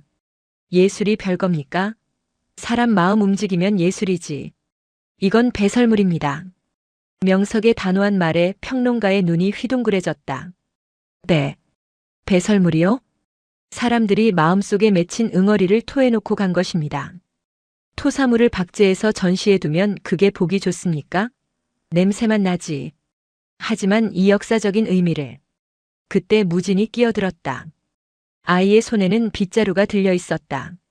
아저씨. 응? 꼬마야, 내가 이 작가님이시지? 평론가가 반색하며 무진에게 다가갔다. 아저씨는 똥 누고 나서 물 안 내려요? 뭐? 똥이 예쁘다고 물 안 내리고 계속 쳐다보고 있어요? 이 녀석이. 사람들이 여기다 버리고 간 거예요. 힘들어서 아파서 가져가기 싫어서 버린 거라고요. 근데 왜 그걸 다시 주워 담으라고 해요? 그건 고문이에요. 무진의 말은 전곡을 찔렀다. 잊고 싶어서 벗어나고 싶어서 매달아 놓은 사연들을 예술이라는 이름으로 영원히 박제해 두는 것은 그 사연의 주인들에게는 또 다른 폭력이었다. 평론가는 얼굴이 붉어져서 헛기침만 했다. 무진은 그들 앞에서 보란 듯이 썩은 나뭇가지 하나를 툭 꺾어냈다. 보세요. 죽었잖아요. 죽은 건 보내줘야 해요. 문화원장과 평론가는 결국 빈손으로 돌아갔다. 그들은 투덜거리며 내려갔다. 절간 사람들이라 말이 안 통하네. 아까운 걸작을 태워버린다니 야만이 따로 없어. 그들의 등 뒤로 무진이 중얼거렸다. 눈물은 마르면 자국만 남는데 왜 자국을 훈장처럼 달고 살라고 할까? 명석은 무진의 머리를 쓰다듬었다. 아이는 어느새 훌쩍 자라 있었다. 키가 큰 게 아니었다. 세상을 보는 눈높이가, 고통을 다루는 태도가 어른들의 머리 꼭대기에 있었다. 정월 대보름밤. 달은 차올랐고 바람은 잠잠했다. 절 마당에는 거대한 달집이 세워졌다. 대나무와 솔가지를 엮어 만든 달집 속에 지난 겨울 동안 마당을 지켰던 그 기괴한 종이나무가 통째로 들어갔다. 수많은 사람이 모였다. 처음에 빈 상자를 비난했던 신도들, 자신의 쓰레기를 매달고 갔던 사람들, 그리고 소문을 듣고 찾아온 구경꾼들까지. 마당은 인산인해를 이루었다. 하지만 분위기는 첫 번째 화재 때와는 판이했다. 소란스럽지 않았다. 다들 엄숙하고 차분한 표정으로 달집을 바라보고 있었다. 무진아. 명석 스님이 횃불을 건넸다. 결자해지라 했다. 묶은 자가 풀어야지. 무진은 횃불을 받아들었다. 불꽃이 아이의 까만 눈동자 안에서 춤을 췄다. 2달 전 성냥 한 개비로 플라스틱 트리를 태웠던 그 손이었다. 그때는 분노였고 조롱이었으며 차가운 저항이었다. 하지만 지금 횃불을 쥔 아이의 손은 따뜻했다. 무진은 달집 앞으로 걸어갔다. 사람들의 시선이 아이의 손끝에 집중되었다. 잘 가. 무진이 작게 속삭였다. 가서 별이 돼. 무진이 횃불을 달집 밑둥에 찔러 넣었다. 마른 솔가지에 불이 옮겨 붙자 타탁 타닥 경쾌한 소리와 함께 불길이 솟구쳤다. 화르륵. 대나무가 터지는 소리가 폭죽처럼 밤하늘을 울렸다. 불길은 순식간에 종이나무를 집어삼켰다. 그런데 기이한 광경이 펼쳐졌다. 플라스틱 트리가 탈 때는 검고 매캐한 독성 연기만 뿜어져 나왔었다. 하지만 종이와 나무, 헌 옷가지와 편지들이 타는 이번 불꽃은 달랐다. 색종이가 타면서 파란 불꽃, 초록 불꽃이 일렁였다. 은박지가 타면서 은하수처럼 반짝이는 불티가 회오리쳐 올라갔다. 사람들이 매달아둔 털실과 헝겊들이 타면서 따뜻하고 구수한 냄새가 났다. 그것은 마치 오로라 같았다. 지상에 묶여있던 수만 가지의 사연들이 불의 혀를 타고 자유롭게 하늘로 승천하는 춤사위였다. 아! 사람들 사이에서 탄성이 터져나왔다. 누군가는 합장을 했고 누군가는 눈물을 훔쳤다. 최 사장도 그 자리에 있었다. 그는 군중 맨 뒤편에서 모자를 눌러쓴 채 타오르는 불길을 보고 있었다. 그의 손에는 낡은 라이터 하나가 들려 있었다. 그가 아끼던 명품 라이터였다. 그는 잠시 망설이다가 라이터를 불길 속으로 휙 던져 넣었다. 자신의 욕심도 저 불길에 함께 타버리기를 바라면서. 법연 스님은 목탁을 치기 시작했다. 관세음보살, 관세음보살. 독경 소리가 불타는 소리와 어우러져 파동처럼 퍼져나갔다. 무진은 불길을 보며 웃었다. 처음으로 환하게, 아주 편안하게 웃었다. 불은 모든 것을 없애는 것이 아니라 모든 것을 원래의 자리로 돌려보내는 것임을 아이는 확인했다. 재는 땅으로, 연기는 하늘로. 그리고 마음은 비로소 자유로. 달집이 완전히 무너져 내리고 하얀 재만 남았을 때 하늘에는 둥근 보름달이 절 마당을 훤히 비추고 있었다. 진짜 빛은 전구도 불꽃도 아닌 저 높은 곳에서 묵묵히 세상을 내려다보는 달빛 하나면 충분했다. 스님. 무진이 명석의 옷자락을 잡았다. 이제 절마당이 넓어졌어요. 명석이 고개를 끄덕였다. 그래. 아주 넓어졌구나. 이제 무엇이든 새로 심을 수 있겠어. 겨울이 끝나가고 있었다. 제 위로 쏟아지는 달빛이 머지않아 돋아날 새싹을 예고하고 있었다. 봄은 꽃보다 먼저 냄새로 왔다. 향긋한 꽃내음이 아니었다. 코를 찌르는 구수한 똥냄새, 푹 삭은 퇴비 냄새가 월영사의 아침을 깨웠다. 겨울 동안 마당을 지켰던 거대한 종이나무가 불탄 자리. 그곳에 남은 엄청난 양의 재는 버려지지 않았다. 명석 스님은 그 재를 절 뒤편에 있는 묵은 밭에 뿌리게 했다. 수천 명의 사연과 눈물이 타고 남은 재는 이제 감자와 고추를 키워낼 거름이 되었다. 냄새. 꼭 이걸 지금 뿌려야 합니까? 법연 스님이 코를 틀어막으며 투덜거렸다. 그는 똥지게를 쥐고 비틀거렸다. 승복 바지를 걷어 올린 종아리에는 흙탕물이 튀어 있었다. 후원금이 끊긴 절은 이제 자급자족해야 했다. 예전처럼 쌀가마니가 트럭으로 들어오는 일은 없었다. 냄새가 지독할수록 땅에는 좋은 법이다. 사람 똥, 짐승 똥, 그리고 마음 태운 재까지 섞였으니 이보다 좋은 걸음이 어디 있겠느냐. 명석 스님은 밭고랑에 쭈그리고 앉아 흙을 골랐다. 그의 손톱 밑에는 까만 때가 낀 지 오래였다. 무지는 묵묵히 호미질을 하고 있었다. 겨우내 하얗게 질려있던 아이의 얼굴은 봄볕에 그을려 제법 건강한 구리빛을 띠었다. 무지는 흙을 만지는 것을 좋아했다. 흙은 거짓말을 하지 않았기 때문이다.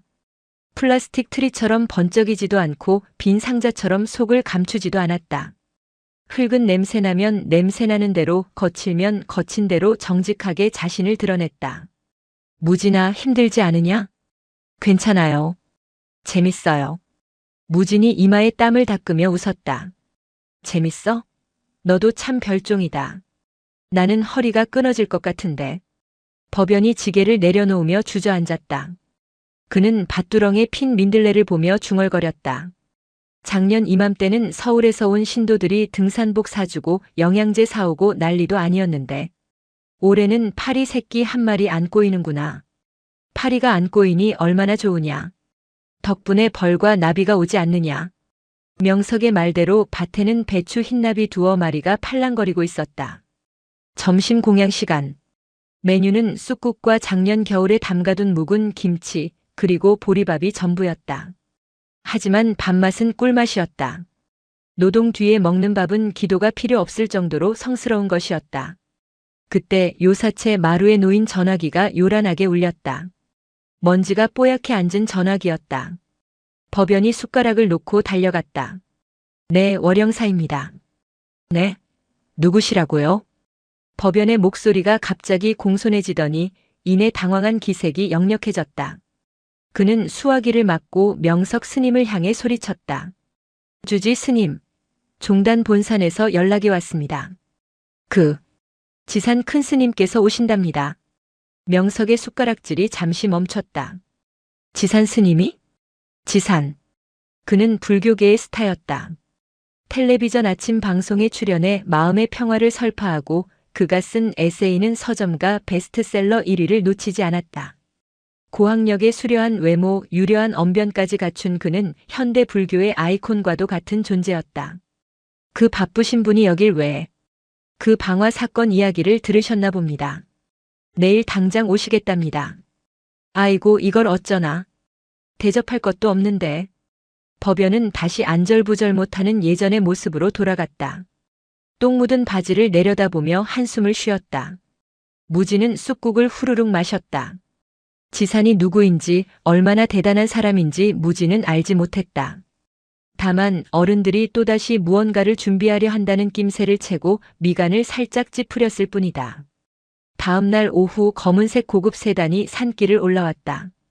작년 겨울 최 사장이 타고 왔던 차와 비슷했지만 분위기는 달랐다. 차에서 내린 사람은 양복쟁이들이 아니었다. 개량 한복을 깔끔하게 차려입은 수행원들이 먼저 내렸고 뒤이어 뒷좌석 문이 열리자 지산 스님이 모습을 드러냈다. 그는 빛이 났다. 정말로 물리적인 윤기가 흘렀다. 최고급 비단으로 지은 승복은 주름 하나 없이 빳빳했고 목에 건 염주는 흑단목으로 만든 고가품이었다. 그의 얼굴은 산전수전 겪은 수행자의 얼굴이라기보다 잘 관리받은 귀공자의 얼굴에 가까웠다.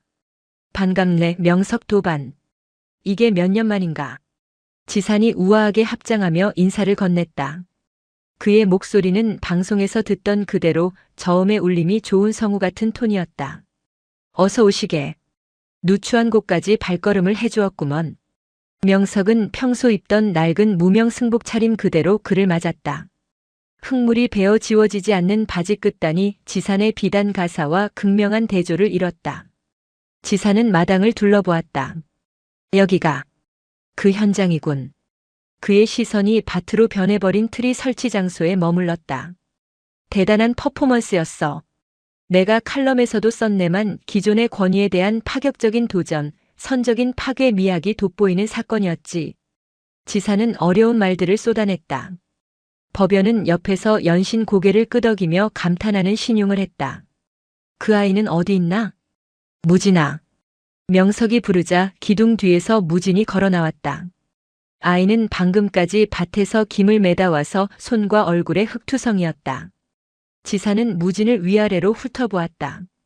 마치 박물관에 전시된 진귀한 유물을 감정하는 눈빛이었다. 내가 무진이구나.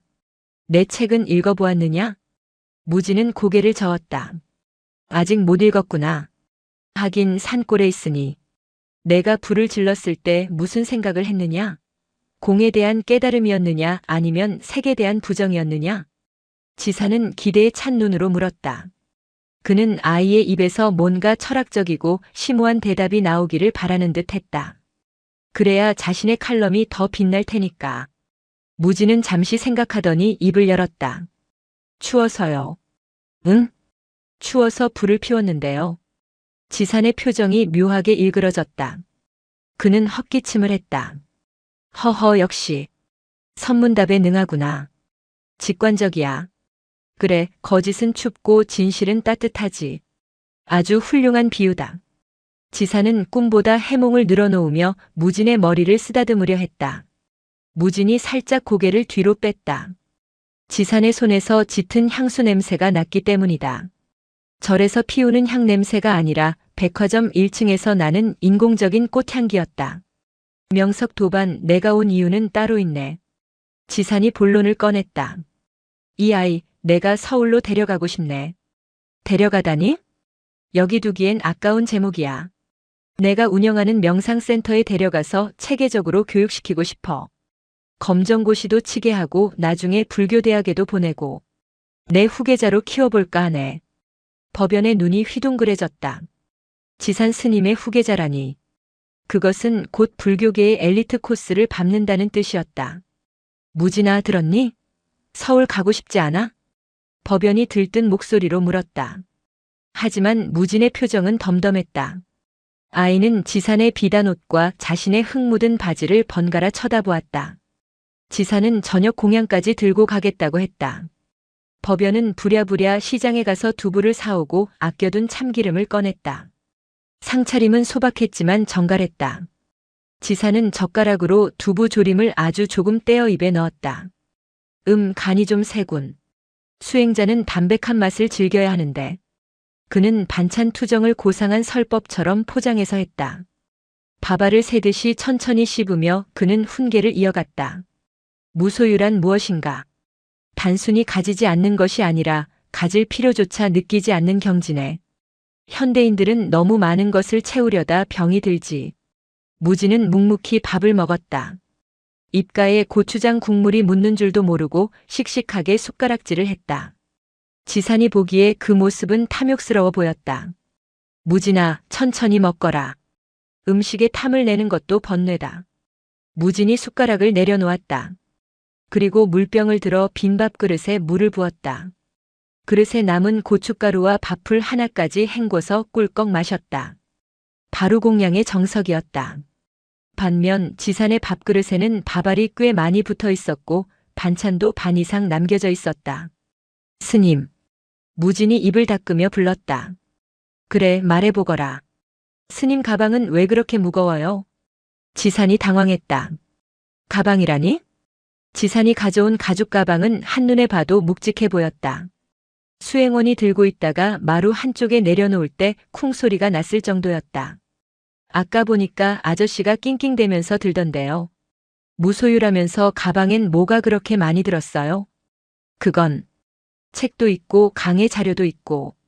책이 무거워요. 밥알이 무거워요. 뭐?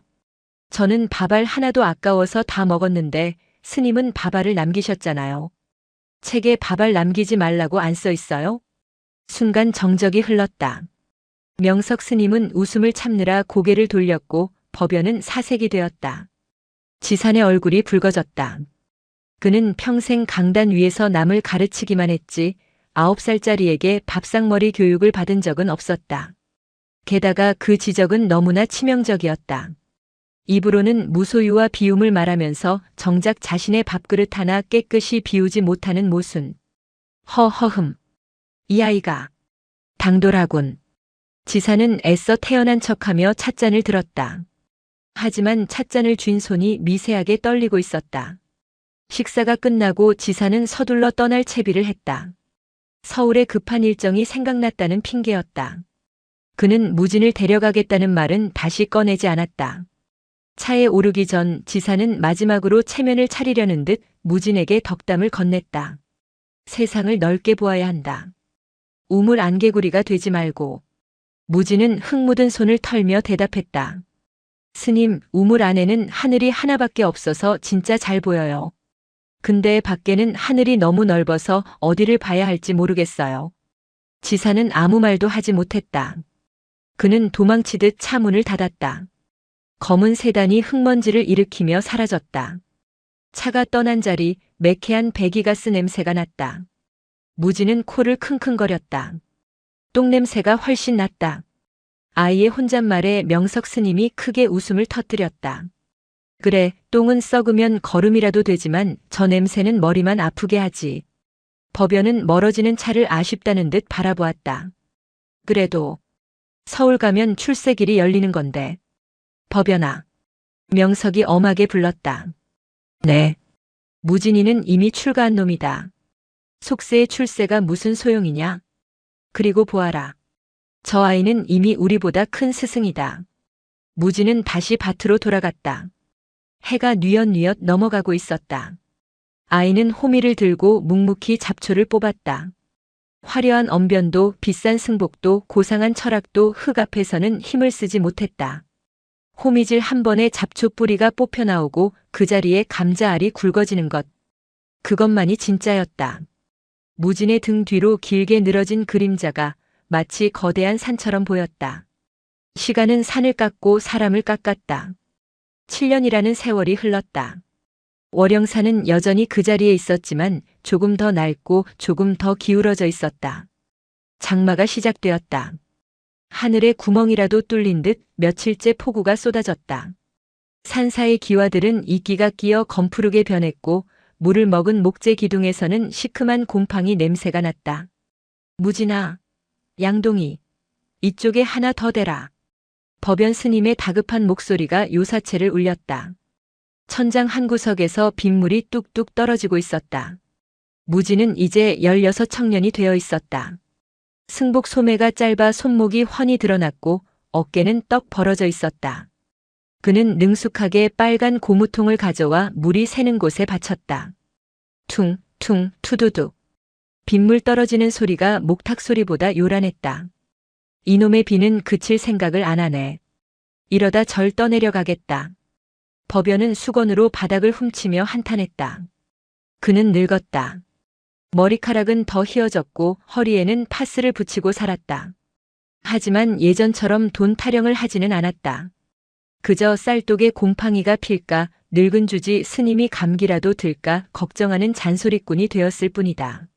명석 스님은 방 한쪽에 누워 있었다. 기침 소리가 잦았다. 스님, 약 드실 시간이에요. 무진이 물과 약봉지를 건넸다. 명석이 힘겹게 몸을 일으켰다. 그의 손은 앙상한 나뭇가지처럼 말라 있었다. 비가 많이 오는구나. 네. 계곡 물이 불어서 다리가 잠길 것 같아요. 나무들은 괜찮더냐? 명석은 7년 전 그 종이 나무가 있던 자리에 심은 진짜 소나무 묘목을 걱정했다. 무진이 태운 재를 거름 삼아 심었던 그 나무는 이제 제법 허리춤까지 자라 있었다. 제가 보고 왔어요. 뿌리가 깊어서 끄떡없어요. 걱정 마세요. 무진은 명석의 이불을 덮어주었다. 명석의 눈이 무진을 향했다.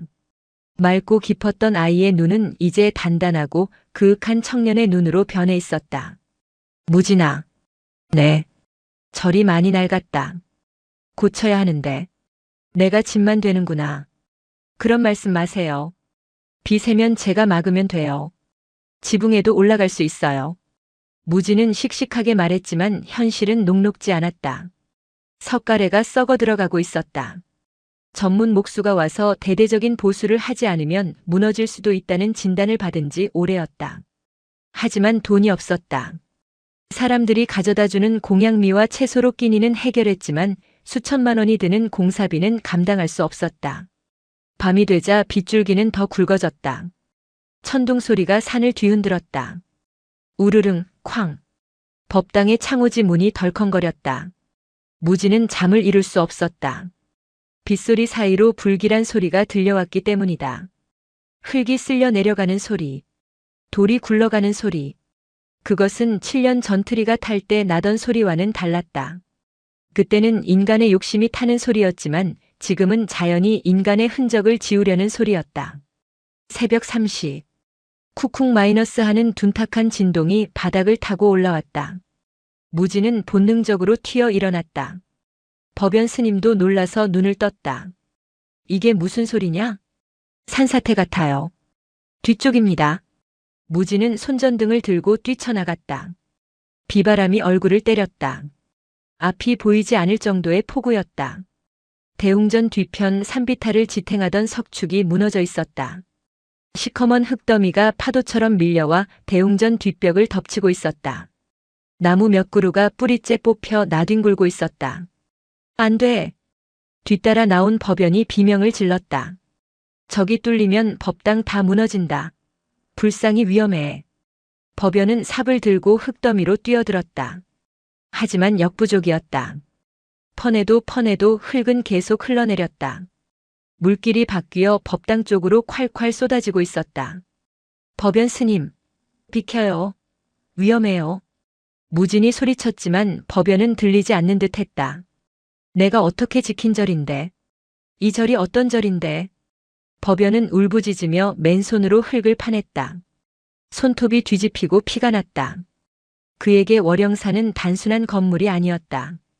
젊은 날의 과오와 중년의 참회와 노년의 안식처가 모두 담긴 자신의 인생 자체였다. 우직근. 대웅전 뒷문 기둥이 부러지는 소리가 났다. 흙더미가 더 거세게 밀려왔다. 스님. 무진이 달려들어 법연의 허리춤을 낚아챘다. 두 사람은 진흙탕 속에 나뒹굴었다. 바로 그 순간 거대한 바위 하나가 법연이 서 있던 자리를 덮쳤다. 헉. 법연은 공포에 질려 숨을 몰아쉬었다. 무진은 법연을 일으켜 안전한 곳으로 끌어냈다. 못 막아요. 이건 사람이 막을 수 있는 게 아니에요. 무진은 냉정했다. 자연의 힘 앞에서 인간의 노력은 무력했다. 그럼 어쩌냐? 그냥 보고만 있어? 부처님이 흙 속에 파묻히게 생겼는데. 부처님은 흙 속에도 계세요. 무진이 빗물에 젖은 얼굴을 닦으며 말했다. 건물은 무너져도 도량은 무너지지 않아요. 일단 피해야 해요. 주지 스님 모시고 내려가야 해요. 그때였다. 명석 스님이 비틀거리는 걸음으로 걸어 나왔다. 그는 우산도 쓰지 않은 채 비를 맞고 있었다. 주지 스님. 법연과 무진이 달려갔다. 명석은 무너져 내리는 대웅전을 바라보았다. 슬픈 눈이 아니었다. 7년 전 불타는 트리를 볼 때처럼 담담한 눈이었다. 두어라. 명석의 목소리는 빗소리에 묻혀 작게 들렸다. 산이 가져가겠다는데 내어주어야지. 우리가 잠시 빌려 썼던 땅이다. 명석은 합장을 하고 무너지는 법당을 향해 절을 올렸다. 그것은 붕괴에 대한 공포가 아니라 자연으로 돌아가는 것들에 대한 마지막 예우였다. 그날 새벽 세 사람은 요사체 마루에 옹기종기 모여 앉아 대웅전 한쪽 벽이 흙더미에 완전히 잠기는 것을 지켜보았다. 7년 전에는 불이 삼켰고 이번에는 흙이 삼켰다. 비는 아침이 되어서야 잦아들었다. 월영사의 몰골은 처참했다. 대웅전은 반쯤 기울어졌고 마당은 진흙탕 밭이 되었다. 공양간의 솥단지들은 떠내려갔고 무진이 심어둔 어린 소나무 묘목도 흙에 덮여 보이지 않았다. 군청에서 직원이 나왔다. 그는 위험 표지판을 설치하고 출입 통제 테이프를 둘렀다. 복구는 힘들 것 같습니다. 붕괴 위험이 있어서 폐쇄 명령이 내려질 겁니다. 스님들도 거처를 옮기셔야 할 것 같네요. 사형 선고였다. 법연 스님은 멍하니 주저앉아 있었다. 갈 곳이 없었다. 아니, 갈 곳은 있더라도 마음 둘 곳이 사라진다는 상실감이 그를 짓눌렀다. 무진은 삽을 들고 마당으로 나갔다. 뭐 하려고? 직원이 제지했다. 찾을 게 있어요. 위험하다니까. 건물 쪽으론 안 가요. 마당만 팔 거예요. 무진은 묵묵히 진흙을 퍼냈다. 묘목이 심겨있던 자리였다. 한참을 파내자 진흙 범벅이 된 어린 소나무의 가지가 보였다. 다행히 줄기는 부러지지 않았다. 무진은 조심스럽게 흙을 걷어내고 나무를 다시 세웠다. 그리고 나무 밑동 주변의 흙을 손으로 살살 긁어냈다.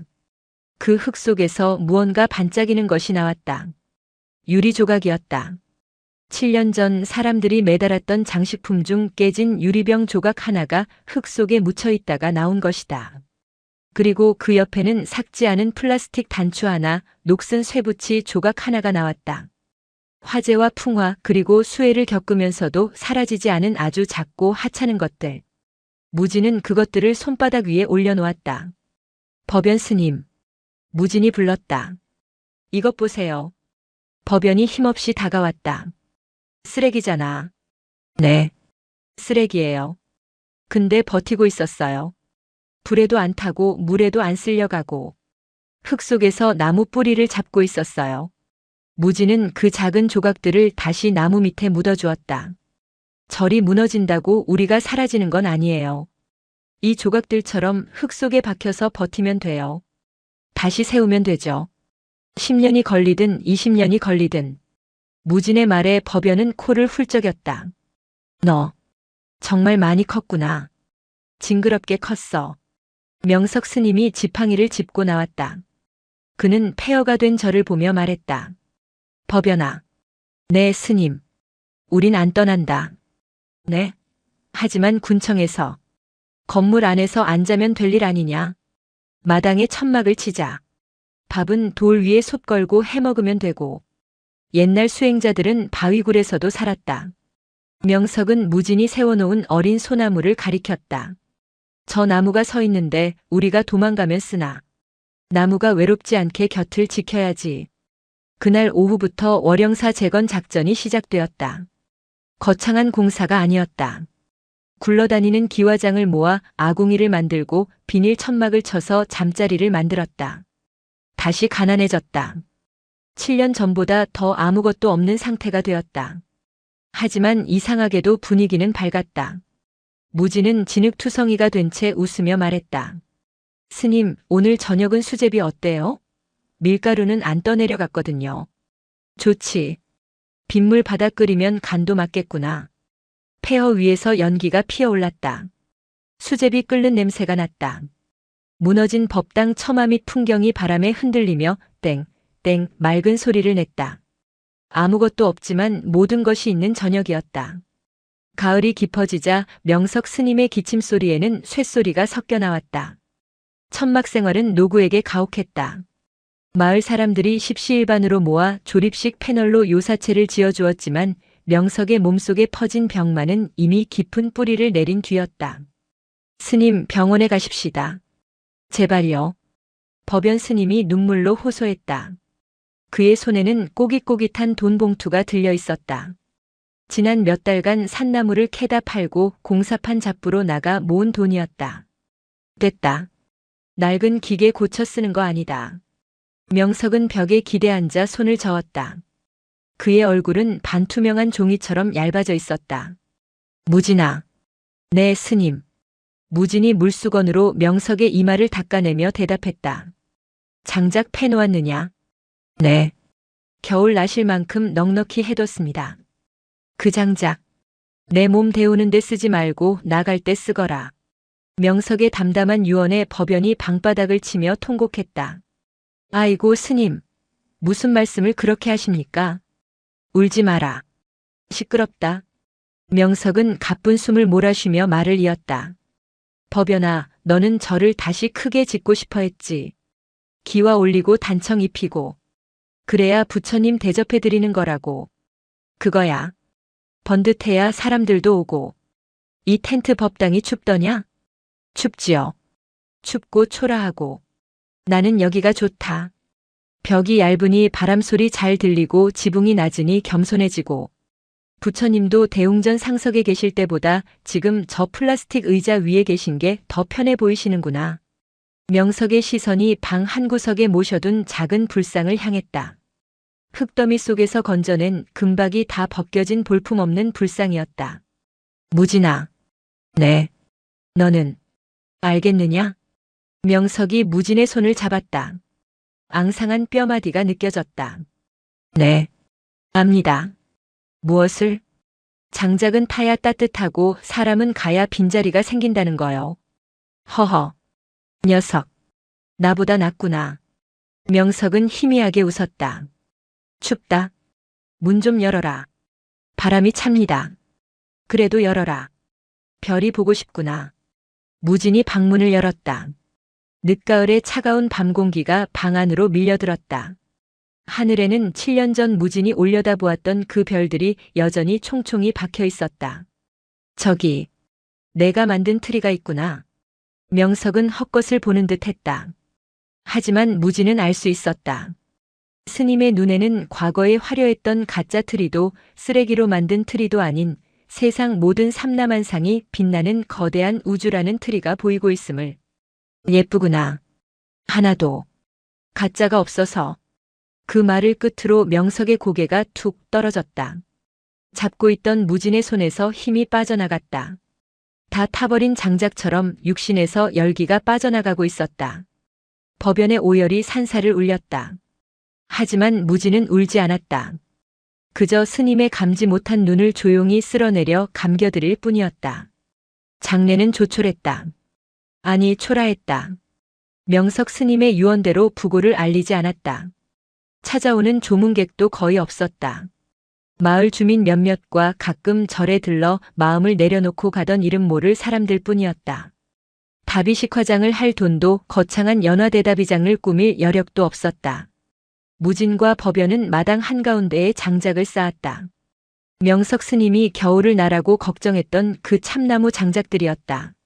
시신을 염습할 수의도 없어서 평소 입으시던 낡은 승복 그대로 장작 위에 모셨다. 스님, 우리 스님, 가는 길이라도 비단 옷 한 벌 해드려야 하는데. 법연은 땅을 치며 울었다. 그는 자신이 무능해서 스님을 거짓골로 보낸다며 자책했다. 법연 스님, 무진이 횃불을 들고 다가왔다. 비단 옷은 타면 검은 연기만 나요. 스님은 평생 무명옷 입으셨으니 타실 때도 하얀 연기가 날 거예요. 그게 더 깨끗해요. 무진은 떨지 않았다. 7년 전 트리에 불을 지를 때는 분노로 떨었고 지난 정월 대보름 달집을 태울 때는 환희로 떨었지만 지금은 고요했다. 이것은 파괴도 축제도 아닌 자연스러운 귀환이었기 때문이다. 무진이 장작더미에 불을 붙였다. 타닥 타닥. 잘 마른 장작이 경쾌한 소리를 내며 타올랐다. 불길이 명석 스님의 육신을 감싸 안았다. 법연의 통곡 소리가 불소리에 묻혔다. 사람들은 합장을 하고 불길을 지켜보았다. 연기는 무진의 말대로 하얗고 깨끗했다. 매캐한 냄새 대신 은은한 나무 타는 냄새와 묵은 땀 냄새 같은 구수한 향이 퍼졌다. 무진은 불길 속을 응시했다. 거짓말은 따뜻하지 않다고 했던 9살의 자신을 떠올렸다. 지금 눈앞의 불은 뜨거웠다. 한 사람의 생애가 껍데기를 모두 벗어버리고 가장 순수한 에너지로 변환되는 순간의 열기였다. 밤새 불이 탔다. 새벽이 되자 불길은 사그라들고 한 줌의 회색재와 몇 조각의 뼈만 남았다. 법연은 뼈를 수습해 사리스님의 몸에서 나오는 구슬 모양 유골을 찾으려 했다. 혹시나 영롱한 사리가 나오면 그것으로 탑을 세워 스님을 기리고 싶었으리라. 찾지 마세요. 무진이 법연의 손을 잡았다. 사리가 나오면 뭐합니까? 그걸로 또 탑 세우고 구경거리 만들고 돈 받을 거잖아요. 스님은 그런 거 싫어하세요. 그럼 어쩌라고. 흔적도 없이 그냥 보내. 흔적은 남기셨잖아요. 우리 마음에. 무진은 빗자루를 가져왔다. 그리고 재와 뼈가루를 쓸어 담았다. 어디로 가려고? 나무한테요. 무진은 절 마당 한편 7년 전 플라스틱 트리가 탔던 자리, 지금은 어린 소나무가 자라고 있는 그곳으로 갔다. 그리고 명석 스님의 재를 그 나무 밑동에 뿌렸다. 플라스틱에 독한 재가 뿌려졌던 곳에 평생을 수행한 노승의 맑은 재가 덮였다. 잘 가세요. 이제 나무가 되세요. 무진은 흙을 덮고 꾹꾹 밟아주었다. 눈물이 한 방울 흙 위로 툭 떨어졌다. 그것이 무진이 보인 유일한 슬픔이었다. 바람이 불어와 소나무 가지를 흔들었다. 가지 끝에 매달려 있던 7년 전 무진이 묻어두었던 깨진 유리 조각이 햇빛을 받아 반짝였다. 마치 윙크를 하는 노승의 눈빛처럼. 20년 후 크리스마스 이브 월영사로 올라가는 산길은 꽉 막혀 있었다. 하지만 차들의 행렬이 아니었다. 사람들의 물결이었다. 연인들, 가족들, 아이들의 손을 잡은 부모들이 걸어서 산을 오르고 있었다. 절 입구에는 낯선 현판이 걸려 있었다. 숲이 된 절 월영사. 대웅전은 없었다. 아니, 우리가 아는 거대한 기와집 대웅전은 없었다. 대신 울창한 나무들 사이에 작은 통나무집 몇 채가 숨은 듯이 자리 잡고 있었다. 사람들이 모여 있는 곳은 마당 한가운데였다. 그곳에는 거대한 소나무 한 그루가 서 있었다. 높이가 10m는 좋게 되어 보이는 웅장하고 아름다운 소나무였다. 나무는 아무런 장식도 두르고 있지 않았다. 전구도 플라스틱 별도 선물 상자도 없었다. 그런데도 나무는 빛나고 있었다. 사람들이 각자 들고 온 작은 초 때문이었다. 사람들은 나무 주변에 둥글게 둘러앉아 종이컵에 담긴 초를 하나씩 켰다. 수백, 수천 개의 촛불이 나무 아래서 일렁였다. 그 불빛이 나뭇가지를 비추고 눈 덮인 솔잎을 황금색으로 물들였다. 스님, 주지 스님. 한 아이가 작업복 차림의 남자를 불렀다. 무진이었다. 그는 30 중반의 건장한 사내가 되어 있었다. 승복 대신 헐렁한 개량 한복에 털조끼를 입은 그는 영락없는 숲직이나 농부의 모습이었다. 법연 스님은 10년 전 명석 스님 곁으로 떠났다. 이제 이 숲을 지키는 건 무진 혼자였다. 왜 그러니? 무진이 아이의 눈높이에 맞춰 무릎을 굽혔다. 이틀이는 왜 반짝이는 전구가 없어요? 심심해요. 아이는 도시의 화려한 트리에 익숙한 모양이었다. 무진은 빙그레 웃으며 아이의 손에 들린 작은 촛불을 가리켰다. 전구는 전기로 켜지만 이 불은 내 마음으로 켜는 거란다. 전구는 꺼지면 쓰레기가 되지만 마음의 불은 꺼지지 않거든. 마음의 불이요? 그래. 저 나무 밑에는 아주 맑은 영혼이 잠들어 계셔. 그분이 거름이 되어서 이 나무를 키웠단다. 그래서 이 나무는 전구가 없어도 스스로 빛나는 거야. 아이는 알듯 말듯한 표정으로 고개를 끄덕였다. 행사가 시작되었다. 하지만 사회자도 마이크도 내빈 소개도 없었다. 누군가 나지막이 노래를 부르기 시작했다. 찬송가였다. 고요한 밤, 거룩한 밤. 스님이 지키는 절 마당에서 크리스마스 캐럴이 울려 퍼졌다. 하지만 아무도 이상하게 생각하지 않았다. 뒤이어 누군가는 반야 심경을 외웠고 누군가는 시를 낭송했다. 형식은 중요하지 않았다. 그저 각자의 방식대로 빛을 기념하고 서로의 온기를 나누는 자리였다. 무진은 군중 뒤편으로 물러나 그 모습을 지켜보았다. 그의 눈에 20년 전의 환영이 겹쳐 보였다. 화려했지만 차가웠던 플라스틱 트리, 불타오르던 화염, 빈 상자를 보며 절망했던 자신의 어린 모습, 그리고 묵묵히 빗자루질을 하던 스승의 뒷모습. 우리는 축제를 준비한 게 아니라 보여줄 걸 준비했구나. 스승의 마지막 가르침이 숲의 바람소리가 되어 귓가를 스쳤다. 보세요, 스님. 무지는 허공을 향해 속삭였다. 이제 보여줄 건 아무것도 없습니다. 하지만 무지는 나무 아래서 행복하게 웃고 있는 사람들을 보았다. 그들의 얼굴은 촛불에 비쳐 붉게 상기되어 있었다. 춥지만 따뜻한 밤이었다. 나눌 것은 가득 찼습니다. 밤이 깊어가고 눈이 내리기 시작했다. 거대한 소나무 위로 하얀 눈송이가 내려앉았다. 사람들의 촛불이 꺼지지 않도록 서로의 손으로 가려주었다. 그 순간 월영사의 소나무는 세상에서 가장 거대하고 따뜻한 횃불이 되었다. 제시 위에서 피어난 생명이 이제는 숲이 되어 세상을 안아주고 있었다. 무지는 주머니에서 낡은 성냥갑을 만지작거렸다. 이제 다시는 불을 지를 필요가 없었다. 세상이 이미 이렇게 환하니까. 카메라는 멀어지며 눈 내리는 깊은 산속 별처럼 빛나는 수천 개의 촛불과 그 중심에 우뚝 선 푸른 소나무를 비춘다. 나무는 묵묵히 서 있다. 뿌리는 재 속에, 가지는 별 곁에 둔 채. 영상이 마음에 드셨다면 구독과 좋아요 부탁드립니다. 여러분이 만약 저 상황에 있었다면 어른들의 위선에 침묵했을까요? 아니면 아이처럼 소리쳤을까요? 댓글로 의견 나눠주세요.